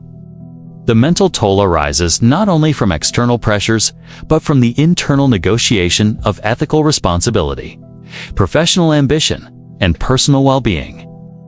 The emotional cost also extends to the human element of storytelling. Journalists develop relationships with players, coaches, and insiders, often gaining trust and personal insight. Maintaining these relationships while reporting objectively requires constant balancing. Missteps can damage trust and credibility, while careful navigation of these dynamics adds layers of emotional labor. Every interview, every quote, and every narrative choice carries relational weight, contributing to a cumulative psychological burden that is rarely acknowledged in public discussions of sports journalism. Even moments of recognition and success carry their own pressures. Awards, high-profile scoops, or national exposure validate skill and influence, but also raise expectations for continued performance. The journalist becomes a target for comparison, criticism, and imitation, creating a cycle in which success breeds additional responsibility and scrutiny. The emotional labor of maintaining professional excellence while navigating public perception is ongoing, relentless, and often underappreciated. Some journalists describe the tension as a kind of performance anxiety. Every public statement, analytical insight, or investigative finding must meet multiple standards simultaneously: factual accuracy, narrative clarity, audience engagement, and ethical responsibility. The pressure to perform consistently, to be both authoritative and relatable, to interpret events without distortion, is mentally exhausting. The emotional cost is cumulative, often invisible, and rarely mitigated by the very accolades and recognition that define success in the public eye. personal identity is also affected. Celebrity status can reshape self-perception as the journalist is constantly evaluated externally. Professional authority and public persona may overshadow personal life, creating a sense of disconnection between who the journalist is privately and how they are perceived publicly. Maintaining authenticity while managing public expectation becomes a continuous negotiation, contributing further to mental strain. The role of the celebrity journalist, once a professional opportunity, evolves into a psychological challenge that demands resilience, self-awareness, and emotional intelligence. The emotional cost is not solely individual. It reverberates across teams, audiences, and the culture of the NFL. The journalist's well-being affects the quality, tone, and depth of reporting. Exhaustion or stress can influence judgment, framing, and ethical decision-making. The mental toll of celebrity status shapes not only personal health but also professional output, audience understanding, and the broader media ecosystem. In this sense, the emotional labor of reporting is inseparable from the cultural impact of journalism itself. In examining the hidden toll on journalists, it becomes clear that fame in the media world is a double-edged sword. Visibility, influence, and recognition carry prestige but also exposure, scrutiny, and relentless expectation. The emotional cost is the shadow side of celebrity reporting, an often overlooked consequence of the profession's evolution. Journalists bear the weight of authority, ethical responsibility, and audience expectation. Navigating an environment where every decision, every story, and every public interaction carries both opportunity and risk. The rise of celebrity NFL journalists has redefined the role of the reporter, but it has also introduced profound human costs. Emotional labor, mental strain, and the burdens of visibility are intrinsic to the modern profession. To understand the contemporary media landscape, one must consider not only influence and authority, but also the quiet, persistent toll borne by those whose voices shape narratives, perceptions, and legacies across the league. The cost is often hidden, but it is real, pervasive, and enduring. A defining feature of the modern NFL journalist's experience. Amid the relentless pace, the celebrity pressures, and the public scrutiny that define modern NFL reporting, there exists another narrative, that of journalists who chose influence not for fame, but for protection of the integrity of the game, of the players, and of the institutions themselves. These are reporters who understood that their access, authority, and reach carried responsibility. They recognized that their words could illuminate corruption, expose injustice, and hold powerful actors accountable, while others leveraged visibility for personal brand. These journalists wielded it as a shield for the sport they loved, a beacon for truth, and a safeguard for accountability. The tradition of protective reporting stretches back decades. In the early years, beat writers who traveled with teams observed more than performance. They witnessed management decisions, internal politics, and the behaviors of coaches and executives. Some chose to report only on victories and player achievements, quietly respecting privacy and maintaining alliances. Others recognized that silence was complicity. They began documenting patterns of behavior that undermined fairness, ethics, or safety, understanding that the credibility of the sport itself could be jeopardized if such issues remained hidden. These reporters often faced professional risk alienating sources, antagonizing executives, and challenging the very institutions that provided them access. Yet the commitment to truth outweighed self-interest. One of the defining qualities of journalists who protect the game is discernment. They understand that influence is double-edged. Their words can amplify injustice or shield corruption depending on intent, framing, and context. Reporting with integrity means evaluating what information must be disclosed, how it should be contextualized, and how it serves the broader interest of the sport. These reporters act as arbiters of ethical responsibility, exercising judgment honed over years of observation, analysis, and exposure to the inner workings of teams and the league. Their decisions are not reactive, but principled, guided by an understanding of long-term impact rather than immediate notoriety.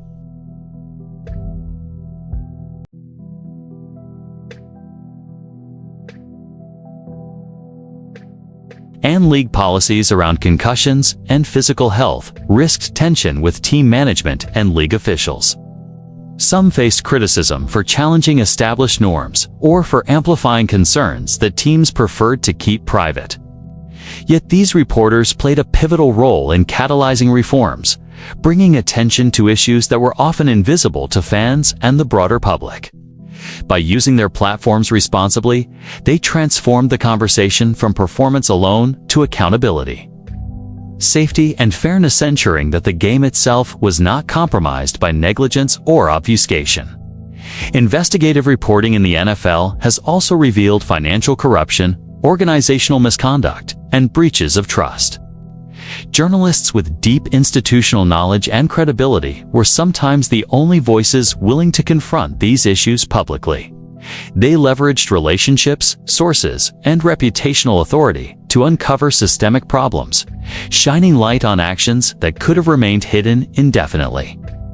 Their work required courage, strategic judgment, and a commitment to the principle that reporting should serve the public interest, not the interests of powerful individuals or organizations.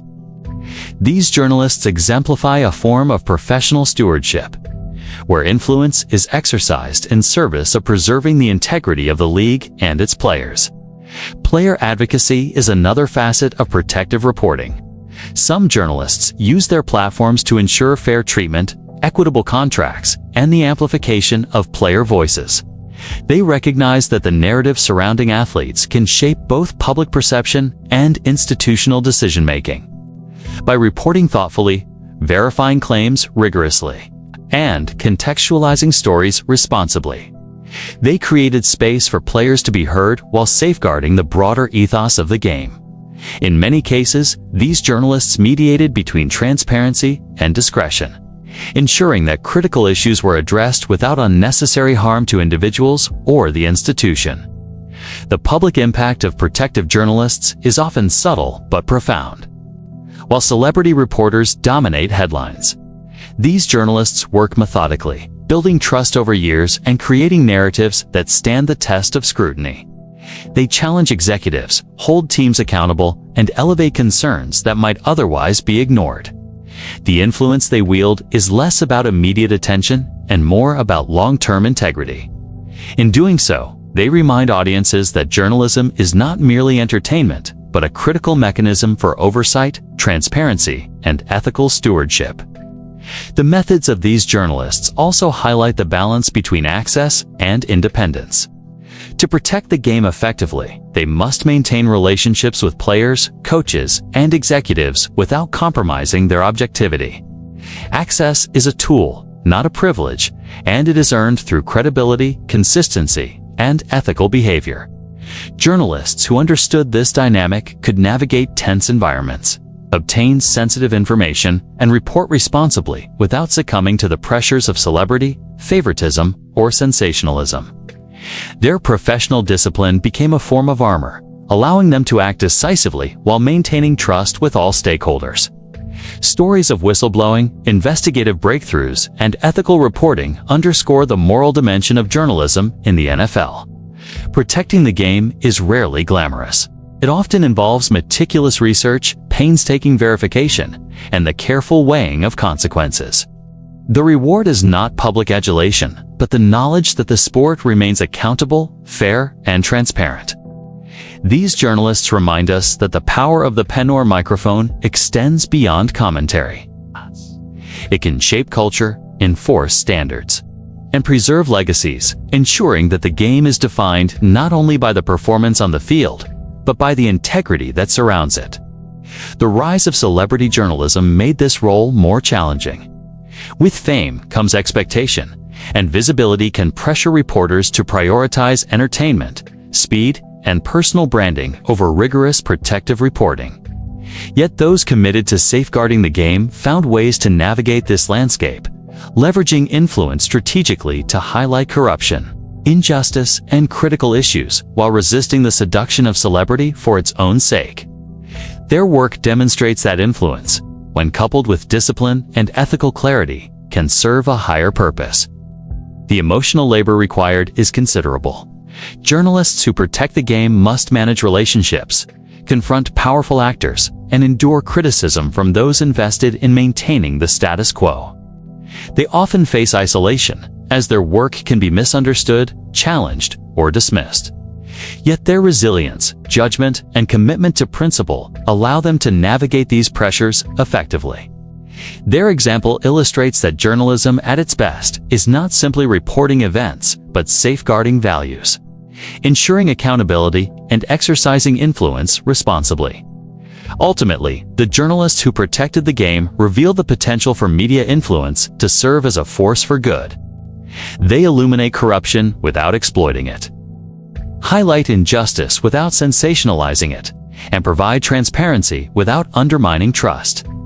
Their legacy is measured not in followers, ratings, or brand recognition, but in the preservation of the sport's integrity, the protection of those who play it, and the reinforcement of public trust. These reporters remind us that the true power of journalism lies in stewardship, courage, and principled action. The stories of protective journalists are essential to understanding the broader history of NFL reporting. They provide a counterbalance to the era of celebrity, influence, and speed. They demonstrate that ethical authority, when exercised with discernment and commitment, can shape the league positively, ensuring that the stories told are not only compelling, but also just, accurate, and responsible. Their work serves as a model, illustrating that the journalist's ultimate role is not to dominate narratives for personal gain, but to protect the game, its participants, and its cultural significance for generations to come. The NFL is not just a league of teams, players, and fans. It is an institution that understands the power of narrative as a form of control. Behind the spectacle of Sunday games, press conferences, and draft coverage lies a sophisticated media strategy designed to shape perception, protect the league's brand, and manage the flow of information. The strategy extends beyond marketing campaigns or promotional content. It includes deliberate cultivation of journalists, selective access, and subtle suppression of voices that do not align with league objectives. Understanding this dynamic is essential to comprehending the complex interplay between the NFL and the media that covers it. From the earliest days of professional football, league executives recognized that the press could either amplify or undermine their vision of the sport. Newspapers and broadcast networks were powerful conduits to the public, framing the stories that define players, coaches, and teams. Over time, the NFL developed a nuanced approach, cultivating relationships with journalists who could act as allies, offering privileged access and exclusive interviews while simultaneously limiting opportunities for reporters perceived as adversarial. Access became a form of currency, and those who navigated the league's rules effectively could secure influence, visibility, and credibility, while those who challenged the narrative often faced marginalization. The strategy is methodical and adaptive. The NFL identifies journalists whose reporting aligns with league priorities and invests in fostering those relationships. Invitations to training camps, exclusive press events, and insider briefings are extended selectively, creating a hierarchy of access. Journalists who receive consistent access gain not only information, but authority. Their ability to break news, provide insight, and shape public perception is directly enhanced by the league's willingness to cooperate. Conversely, reporters who are critical, skeptical, or unwilling to toe the line often encounter barriers, including delayed responses, limited access to players, and exclusion from key events. The result is an ecosystem in which influence and visibility are mediated by compliance with institutional expectations. The mechanisms of cultivation are subtle but pervasive.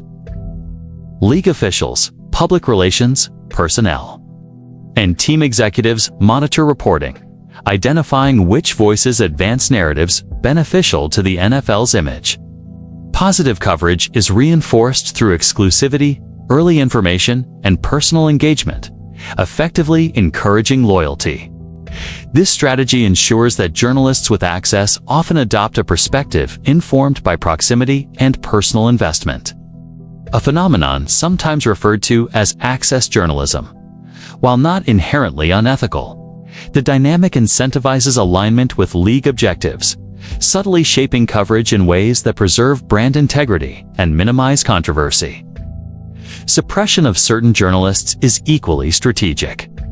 Reporters who challenge the league's messaging, uncover sensitive internal issues, or adopt a confrontational tone can face restrictions that limit their capacity to report effectively. Invitations to press events may be withheld, interviews delayed or denied, and logistical support restricted. In extreme cases, the league may offer information to competitor outlets that exclude critical voices or create disparities in access that shape coverage. The goal is not overt censorship, but a controlled flow of information, reinforcing narratives that support the league's image while minimizing exposure to disruptive scrutiny. Historical examples illustrate the sophistication of this approach. Investigations into player safety, disciplinary procedures, or internal management have often been met with strategic media management. Journalists pursuing sensitive stories may encounter a combination of cooperation and obstruction, with league officials guiding narratives, emphasizing preferred framing, or directing attention to positive developments. The balance between transparency and protection of the brand is delicate, and the league has repeatedly demonstrated its ability to influence reporting without overtly compromising the principles of journalistic independence. The strategy extends to modern digital media and social platforms. The NFL actively monitors social discourse, identifies influential voices, and leverages relationships with bloggers, podcasters, and social media commentators. Those who amplify league priorities are given visibility, interviews, and exclusive content, while those who challenge narratives may find their access curtailed. This approach reflects an understanding of contemporary media ecosystems, where influence is not only exercised through traditional reporting, but also through real-time commentary, analysis, and audience engagement.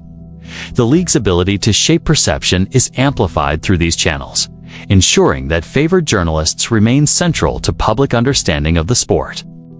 The cultivation and suppression dynamic carries implications for credibility and trust. Journalists who align closely with league priorities may gain prominence but risk perceptions of bias, while those operating independently may face challenges to visibility, influence, and audience reach.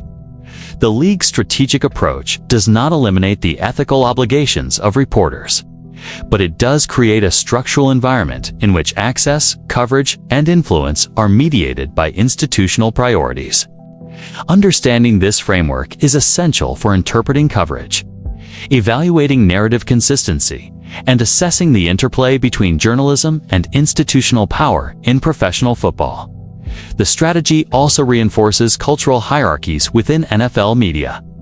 Prominent journalists with consistent access enjoy enhanced visibility, shaping public discourse and influencing perceptions of players, teams, and league decisions. Their perspectives are amplified, often framing national conversations and contributing to the mythologizing of players and coaches. Reporters outside this privileged circle may struggle to achieve comparable reach regardless of expertise or analytical acumen, demonstrating how institutional strategy shapes the hierarchy of influence within the media ecosystem. Journalists themselves are aware of these dynamics, navigating a complex landscape of opportunity and constraint. Access must be balanced against independence, proximity against objectivity, and loyalty against ethical responsibility. Many reporters cultivate relationships with league officials while maintaining professional rigor, exercising judgment to report truthfully within the parameters of available information. The interplay between strategic cultivation and independent reporting requires sophistication, discernment, and a clear understanding of the journalist's role as both observer and interpreter. The NFL's media strategy underscores a broader truth about professional sports coverage. The narratives audiences consume are shaped as much by institutional management as by the journalists themselves. While reporters exercise judgment, creativity, and analytical skill, their work exists within a framework designed to optimize the league's image, control perception, and manage scrutiny. Understanding this framework is crucial to evaluating both the content and context of NFL journalism, revealing the structural influences that shape stories, perspectives, and public understanding. In examining this strategy, it becomes clear that power in the NFL media ecosystem is multifaceted. Influence is not solely a product of celebrity, access, or audience reach. It is also shaped by institutional alignment, strategic cultivation, and the selective distribution of information. Journalists who understand and navigate these dynamics gain authority, credibility, and visibility, while those who challenge or resist the system encounter barriers that limit impact. The league's approach is neither overtly coercive nor universally restrictive. Rather, it is a calculated method of managing the media landscape to ensure that coverage supports institutional priorities, while preserving a perception of independence and transparency. Ultimately, the NFL's media strategy illustrates the subtle but significant ways that institutional power shapes journalism. It demonstrates that access is not merely a function of professional skill, but a product of alignment, trust, and strategic positioning. Journalists who thrive within this system leverage both expertise and relationship management, balancing independence with cooperation to maintain credibility, influence, and relevance. The interplay of cultivation, suppression, and strategic guidance defines the contours of contemporary NFL coverage, shaping narratives that inform, entertain, and influence millions of fans. The strategic management of journalists is not inherently antagonistic to good reporting, but it introduces structural pressures that journalists must navigate carefully. It highlights the realities of modern sports media, where influence is mediated not only by individual skill and judgment, but by the broader institutional framework in which reporting occurs.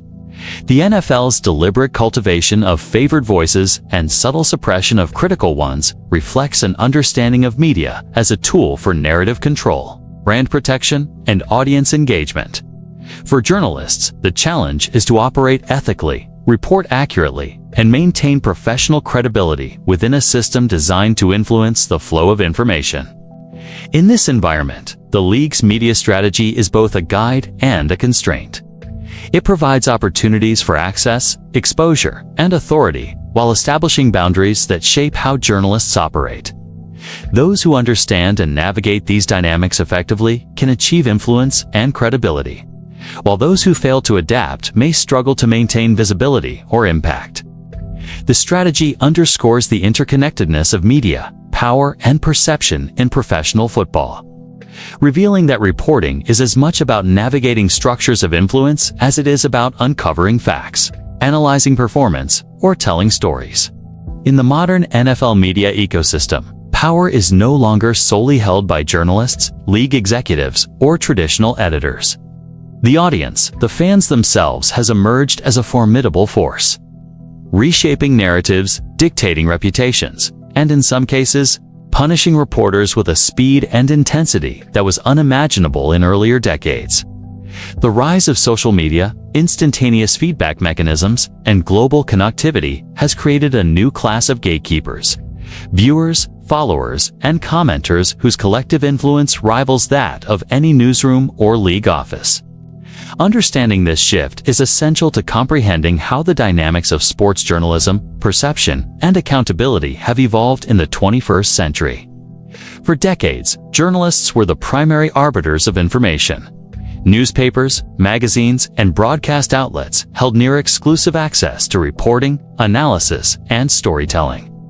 Fans relied on their judgment, expertise, and interpretive skill to understand player performance, team strategy, and league decisions. The power relationship was relatively linear.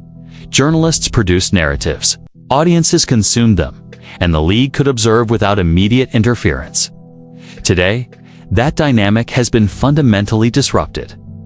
Fans are not merely passive consumers. They are participants, critics, and amplifiers, with the ability to shape public perception in real time.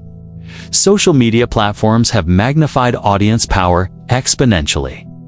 Twitter, Instagram, TikTok, and other platforms allow fans to engage directly with journalists, offering praise, critique, and challenge in an instant. The immediacy of feedback creates a relentless feedback loop. Every article, tweet, or analysis is subject to scrutiny, debate, and judgment by thousands or even millions of viewers. Journalists face the reality that audience perception can affect not only their credibility, but also their career prospects, success, and influence. A viral critique, an online backlash, or a coordinated fan response can undermine years of professional work in a matter of hours. The impact on journalists' decision-making is profound. The awareness of real-time judgment pressures reporters to consider not only accuracy and fairness, but also potential audience reaction. Stories are increasingly framed with fan sentiment in mind, and controversial angles can provoke intense scrutiny or viral backlash. While professional ethics remain central, the constant visibility of audience evaluation introduces a psychological and professional burden that shapes both content and delivery. Journalists must navigate the tension between reporting truthfully and anticipating the collective judgment of an audience, with its own biases, agendas, and expectations. Fans' power extends beyond commentary to influence institutional behavior. League offices, team management, and sponsors monitor social media engagement to gauge public sentiment. A journalist's coverage that resonates or provokes outrage can lead to tangible consequences for both the reporter and the league. Fans effectively become co-authors of the narrative, reinforcing, amplifying, or contesting stories through shares, replies, and commentary. In some cases, this collective power has led to corrections, clarifications, or retractions, illustrating the degree to which audience influence has transformed the accountability landscape. Audience power also intersects with celebrity journalism in complex ways. As reporters have become personalities in their own right, followers attach to individuals rather than solely to publications or networks. This creates a dual dynamic. Fans can support journalists, boosting visibility and authority, or they can act as rapid enforcers, mobilizing criticism when perceived errors, bias, or ethical lapses occur. Public sentiment now operates as a real-time arbiter of credibility, providing both opportunity and risk for reporters who must balance personal branding with professional responsibility. The demand for transparency is another critical element of fan influence. Modern audiences expect more than narrative insight. They seek context, verification, and disclosure of potential conflicts of interest. Journalists' sources, relationships, and affiliations are scrutinized as thoroughly as their reporting itself. The perception of hidden motives, favoritism, or access-based bias can trigger immediate backlash, demonstrating that fans are now vigilant participants in maintaining accountability. The relationship between reporter and audience is no longer unidirectional. It is participatory, dynamic, and highly consequential. Fan influence also highlights the democratization of authority. Independent analysts, podcasters, and social media commentators can rival traditional reporters in shaping perception, meaning that gatekeeping is no longer centralized. A viral thread or popular podcast episode can elevate a narrative, challenge conventional reporting, or undermine institutional messaging. Traditional journalists, once the sole arbiters of context and analysis, now operate within a competitive and decentralized media environment in which audience attention determines influence. The crowd collectively decides which stories matter, which narratives persist, and which voices are amplified. Yet the power of audiences carries inherent risks for the journalistic ecosystem. Herd dynamics, misinformation, and mob judgment can create distortions, pressure reporters to overcorrect, or encourage sensationalism. Journalists must reconcile the benefits of audience engagement with the potential for distorted or superficial evaluation. Maintaining professional rigor in the age of instant feedback requires discipline, discernment, and a strong ethical compass. Reporters must navigate the tension between influence and integrity, balancing the participatory power of fans with the imperatives of accuracy and fairness. The intersection of audience power and celebrity journalism also produces cultural accountability. Fans judge journalists not only for reporting accuracy, but also for perceived personality, tone, and alignment with social norms. Public opinion can elevate or vilify individuals independent of their work, demonstrating that in the modern media landscape, perception is as potent as fact. Reporters must cultivate credibility while navigating subjective judgments, balancing visibility with responsibility, and negotiating the demands of a digitally connected, participatory audience. Historical shifts illustrate the evolution of audience power. Before the internet era, fan feedback was slow, filtered, and localized. Letters to the editor or occasional phone calls allowed expression, but lacked immediacy. Today, fans operate in a global, instantaneous environment, where responses travel further and faster than ever before. The democratization of criticism has created new checks and pressures, transforming the audience from passive observer to active participant. Fans shape narratives, enforce norms, and hold journalists accountable in ways that were previously unimaginable. Redefining the power relationships within NFL media.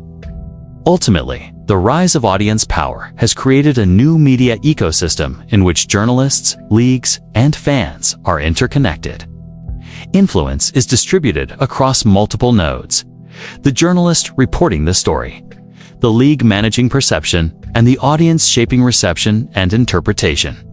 Each has agency, each can exert pressure, and each contributes to the collective narrative of professional football. Journalists now operate within a tripartite dynamic, balancing accuracy, ethical responsibility, and responsiveness to audience engagement.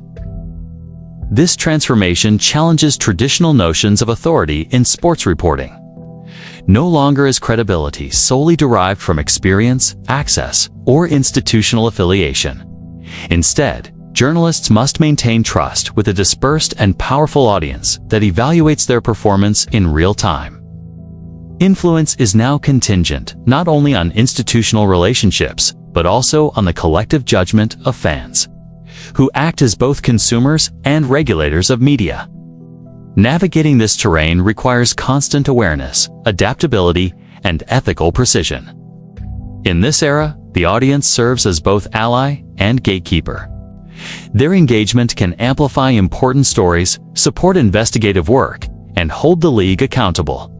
Conversely, it can punish errors, distort narratives, and enforce collective judgments that do not always align with facts. Journalists must recognize that the modern media landscape is participatory, in which influence is fluid. Accountability is distributed, and perception is shaped collectively. Fans now wield the power to define narratives, elevate voices, and enforce standards, making them critical actors in the contemporary NFL media environment.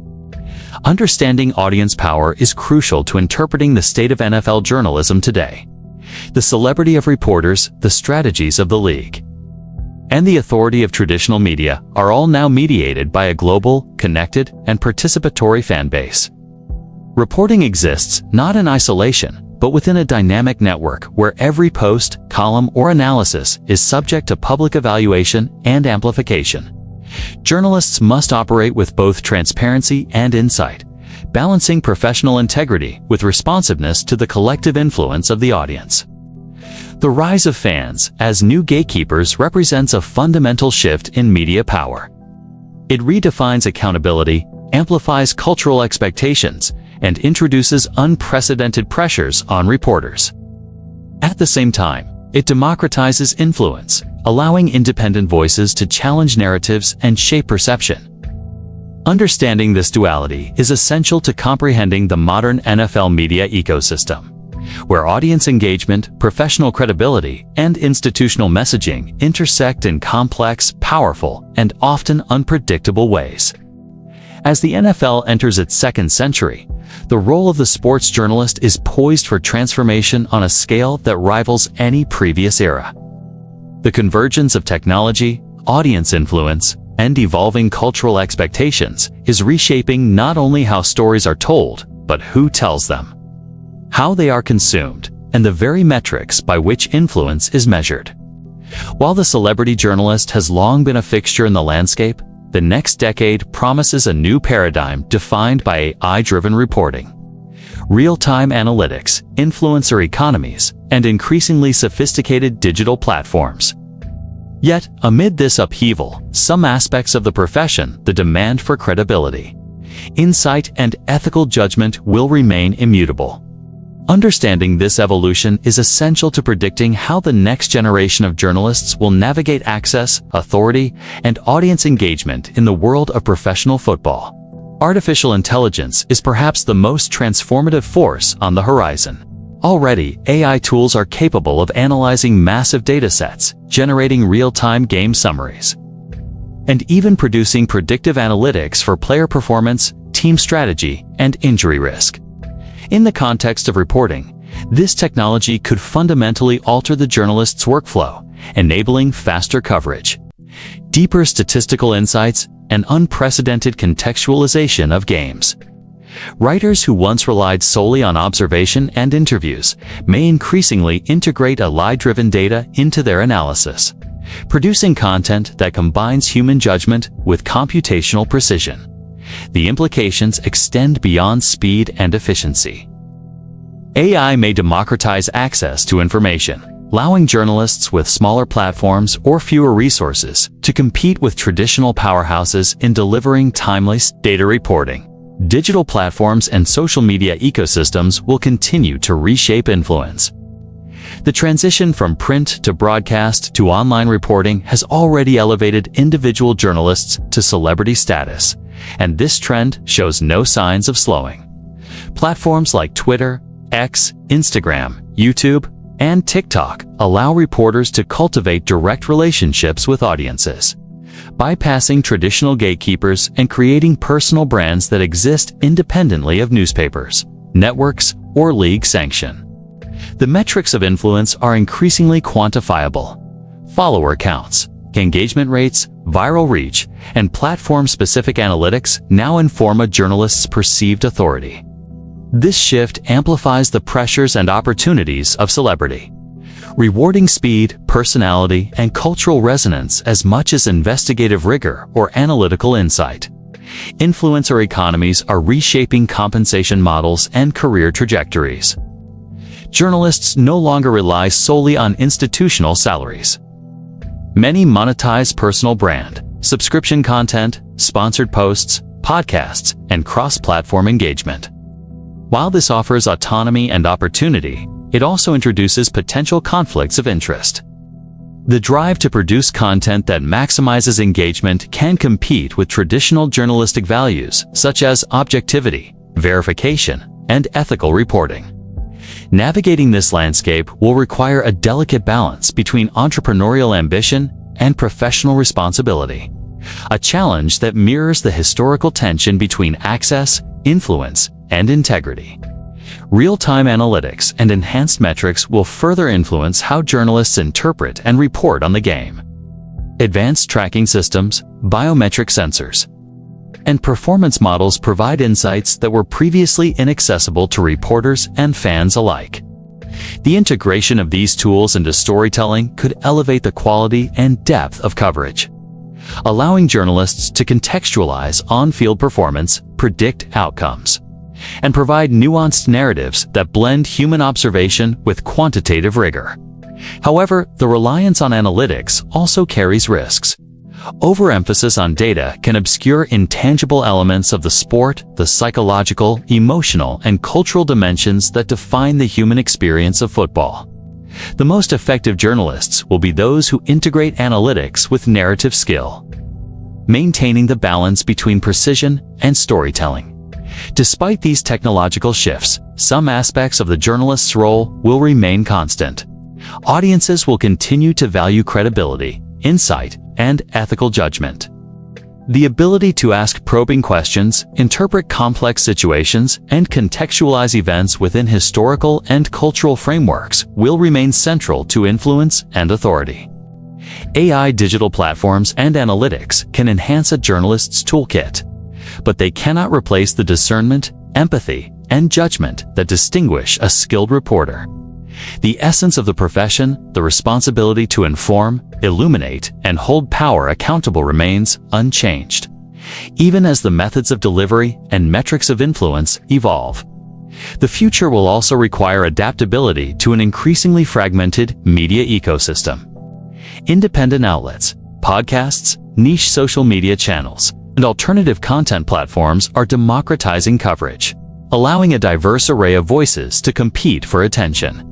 Traditional gatekeepers, such as newspapers, television networks, and league-sanctioned media, will coexist with decentralized reporting networks, creating both opportunity and competition. Journalists will need to navigate this landscape strategically, balancing personal brand, platform reach, and institutional relationships while maintaining credibility and ethical rigor. Those who succeed will be able to leverage multiple channels, integrate data-driven insights, and cultivate audiences in real time. Audience engagement will continue to play a defining role. Fans are now active participants in shaping narratives, amplifying stories, and enforcing accountability, as technology allows audiences to interact instantaneously. Journalists must consider the effects of collective judgment, social amplification, and cultural resonance in every story. The rise of user-driven influence underscores a fundamental shift.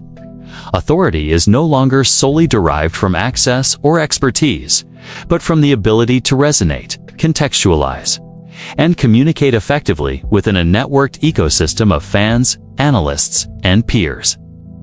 The journalist of the future must navigate these dynamics while preserving trust and integrity. Ethics will remain central, though the questions will evolve. AI-driven reporting, influencer monetization, and platform-specific algorithms introduce new ethical dilemmas. Transparency of sources, the balance between engagement and accuracy, and the management of potential conflicts of interest. Journalists will need to establish frameworks that ensure accountability while leveraging technological tools, maintaining the integrity that has historically defined the profession, even amid pressures of celebrity and market forces. Ethical judgment will distinguish those whose influence advances the game from those whose work prioritizes spectacle or self-interest. The role of the journalist as storyteller will also evolve. Multimodal reporting, blending text, video, audio, interactive graphics, and real-time updates will become standard. Storytelling will integrate emotional resonance, statistical insight, and immersive experiences that bring audiences closer to the game than ever before. Yet the core function remains the same: to interpret, analyze, and contextualize events in a manner that informs and engages, shaping understanding without distorting truth. The medium may change, but the responsibility to communicate meaningfully endures. The next era may also redefine fame itself. Celebrity journalists will not only command audiences, but also shape cultural perception, influence league policy indirectly, and mediate fan discourse in ways that were previously unimaginable.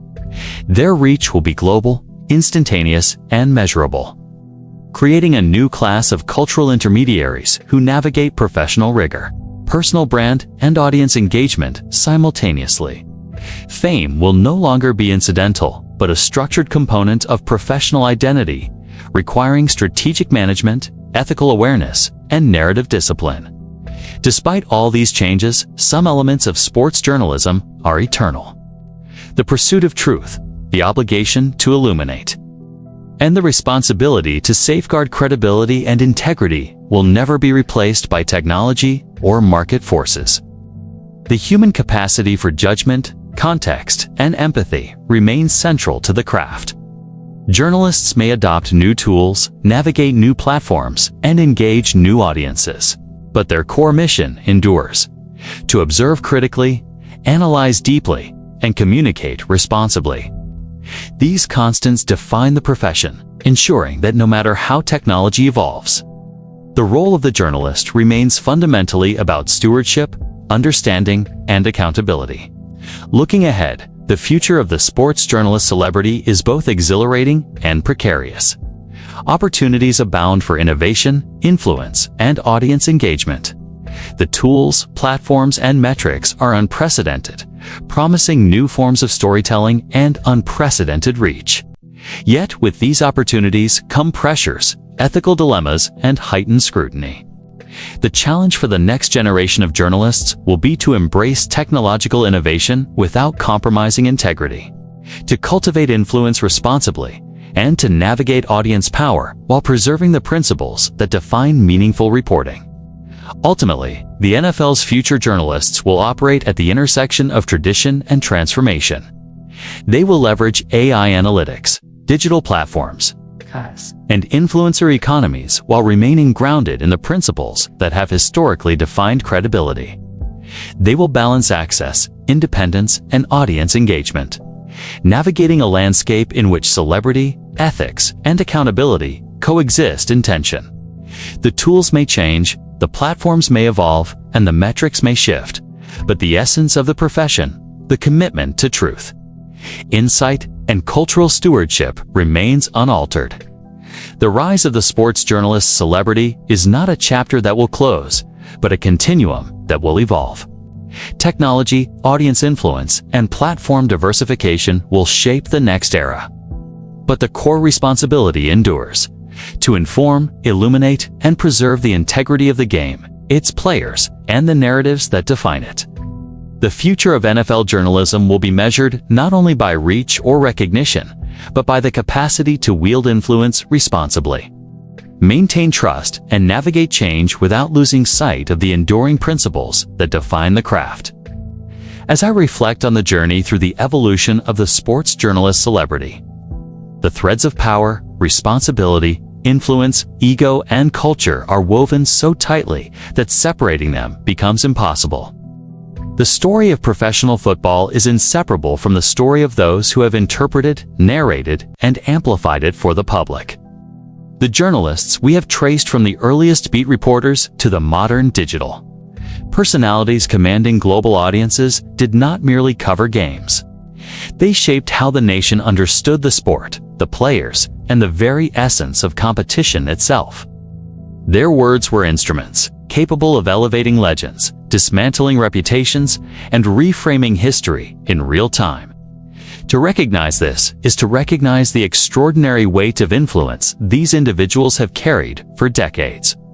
From the first power brokers of the press to the multi-platform influencers of today, the trajectory is clear. Initially, journalists were intermediaries, observers riding buses, attending practices, and recounting games for a growing fan base. Accuracy was paramount. Trust was earned by meticulous observation and precise reporting, and credibility was the currency by which careers were measured. As the media landscape expanded through television, cable, and the rise of 24-hour sports networks, the stakes shifted. Reporters became more than chroniclers. They became participants in the spectacle, their personalities and perspectives integral to the story itself. Their visibility grew alongside the game, and with it, the opportunities and burdens of influence. Influence, as we have seen across this documentary, is multifaceted. Journalists wielded it quietly at first, shaping perceptions through selective quotes, nuanced framing, or subtle editorial emphasis. Later, influence became explicit, with writers and broadcasters capable of altering public sentiment, team evaluations, and even the trajectories of players' careers. The rise of social media amplified this phenomenon exponentially. Fans could respond immediately, shaping narratives, defending or condemning journalists, and turning reporting into a participatory, networked phenomenon. Influence became a dialogue rather than a monologue. Yet, with this reach came heightened responsibility. Every word, every frame, every interpretation carried consequences not just for the reporter, but for the individuals and institutions they covered. Responsibility, however, is inseparable from temptation and ego. The allure of celebrity is potent, and for many, the shift from observer to personality carried the risk of prioritizing visibility over truth. Our exploration of conflicts of interest, ethical compromises, and the pressures of access journalism illustrates the tension between ambition and integrity. Reporters have navigated relationships with teams, agents, and league offices while striving to maintain credibility. The stories we have recounted, from leaked narratives to public feuds with players, reveal the delicate balance required to wield power without compromising principle. Celebrity brings opportunity, but it also magnifies mistakes, exaggerates misjudgments, and can distort the very truths journalists strive to illuminate. Ego, cultural positioning, and personality have always been inextricable from the rise of the sports journalist celebrity. The modern era rewards flair as much as diligence, presence as much as judgment. Being the first to break a story, the most insightful on air, or the most widely shared on social media can define careers and amplify influence. Yet, as we have traced through the documentary, unchecked ego carries costs for relationships with players, for trust with audiences, and for professional longevity. The most enduring journalists are those who have tempered ambition with discernment, visibility with humility, and insight with ethical consistency. Cultural impact is the most profound and lasting dimension of this phenomenon. Journalists have helped define the mythology of football, creating narratives that endure far beyond individual games or seasons. They have shaped public perception of legendary athletes, immortalized moments of triumph, and dissected failure in ways that affect memory, legacy, and culture.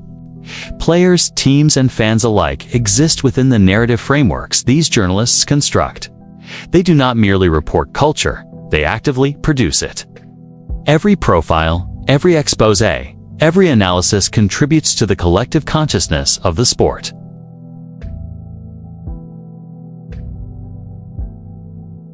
Equally significant are the systemic forces at play. The NFL's cultivation of favored journalists, its management of access, and the shaping of narratives demonstrates the institutional understanding of media as both a tool and a strategic element of power. The audience, empowered by technology and immediacy, now functions as a critical counterbalance, participating in narrative creation, amplifying accountability, and shaping reputations in real time. These forces intersect to create a complex, interdependent ecosystem where celebrity, authority, and credibility are constantly negotiated, contested, and reaffirmed. The journalist exists within this network of players, executives, fans, and platforms, navigating pressures that are at once ethical, cultural, and commercial.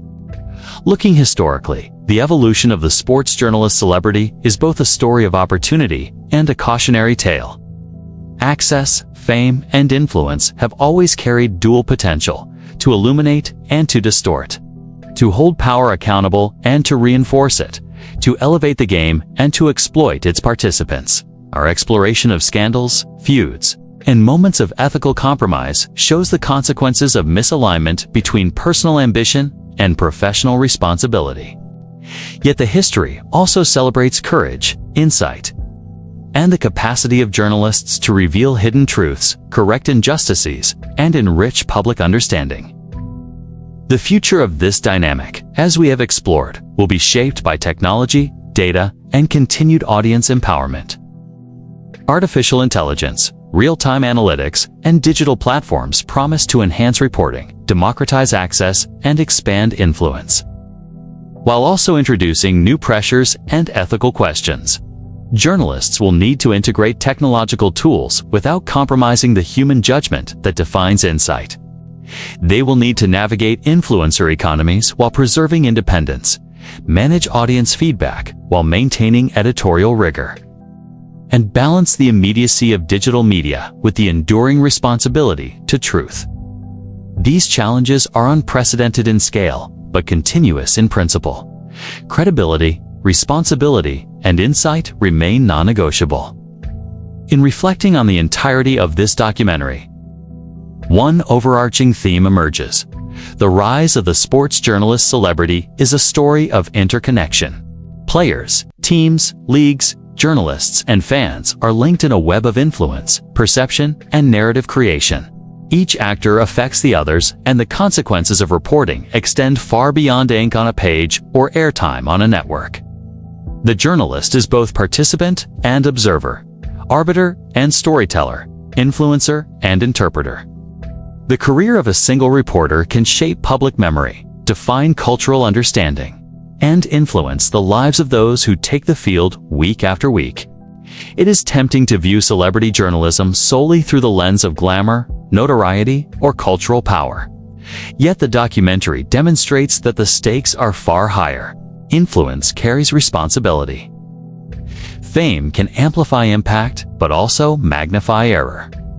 Authority is earned, not assumed, and credibility is both fragile and essential. The sport itself is shaped by these dynamics, as narratives define legacy, inform perception, and perpetuate mythology. To understand football is to understand the journalists who have documented, interpreted, and, in many ways, constructed its story. At its core, the rise of the sports journalist celebrity reflects a broader truth about human society. The stories we consume define the reality we inhabit. In football, as in life, perception often becomes reality. The journalists chronicling the game wielded the power to amplify achievement, contextualize failure, and shape memory itself. Their influence is measured not just in awards, contracts, or social media metrics, but in the enduring impressions they leave on fans, players, and the culture of the sport. They are architects of legacy, interpreters of performance, and custodians of collective understanding. Ultimately, the story is one of responsibility.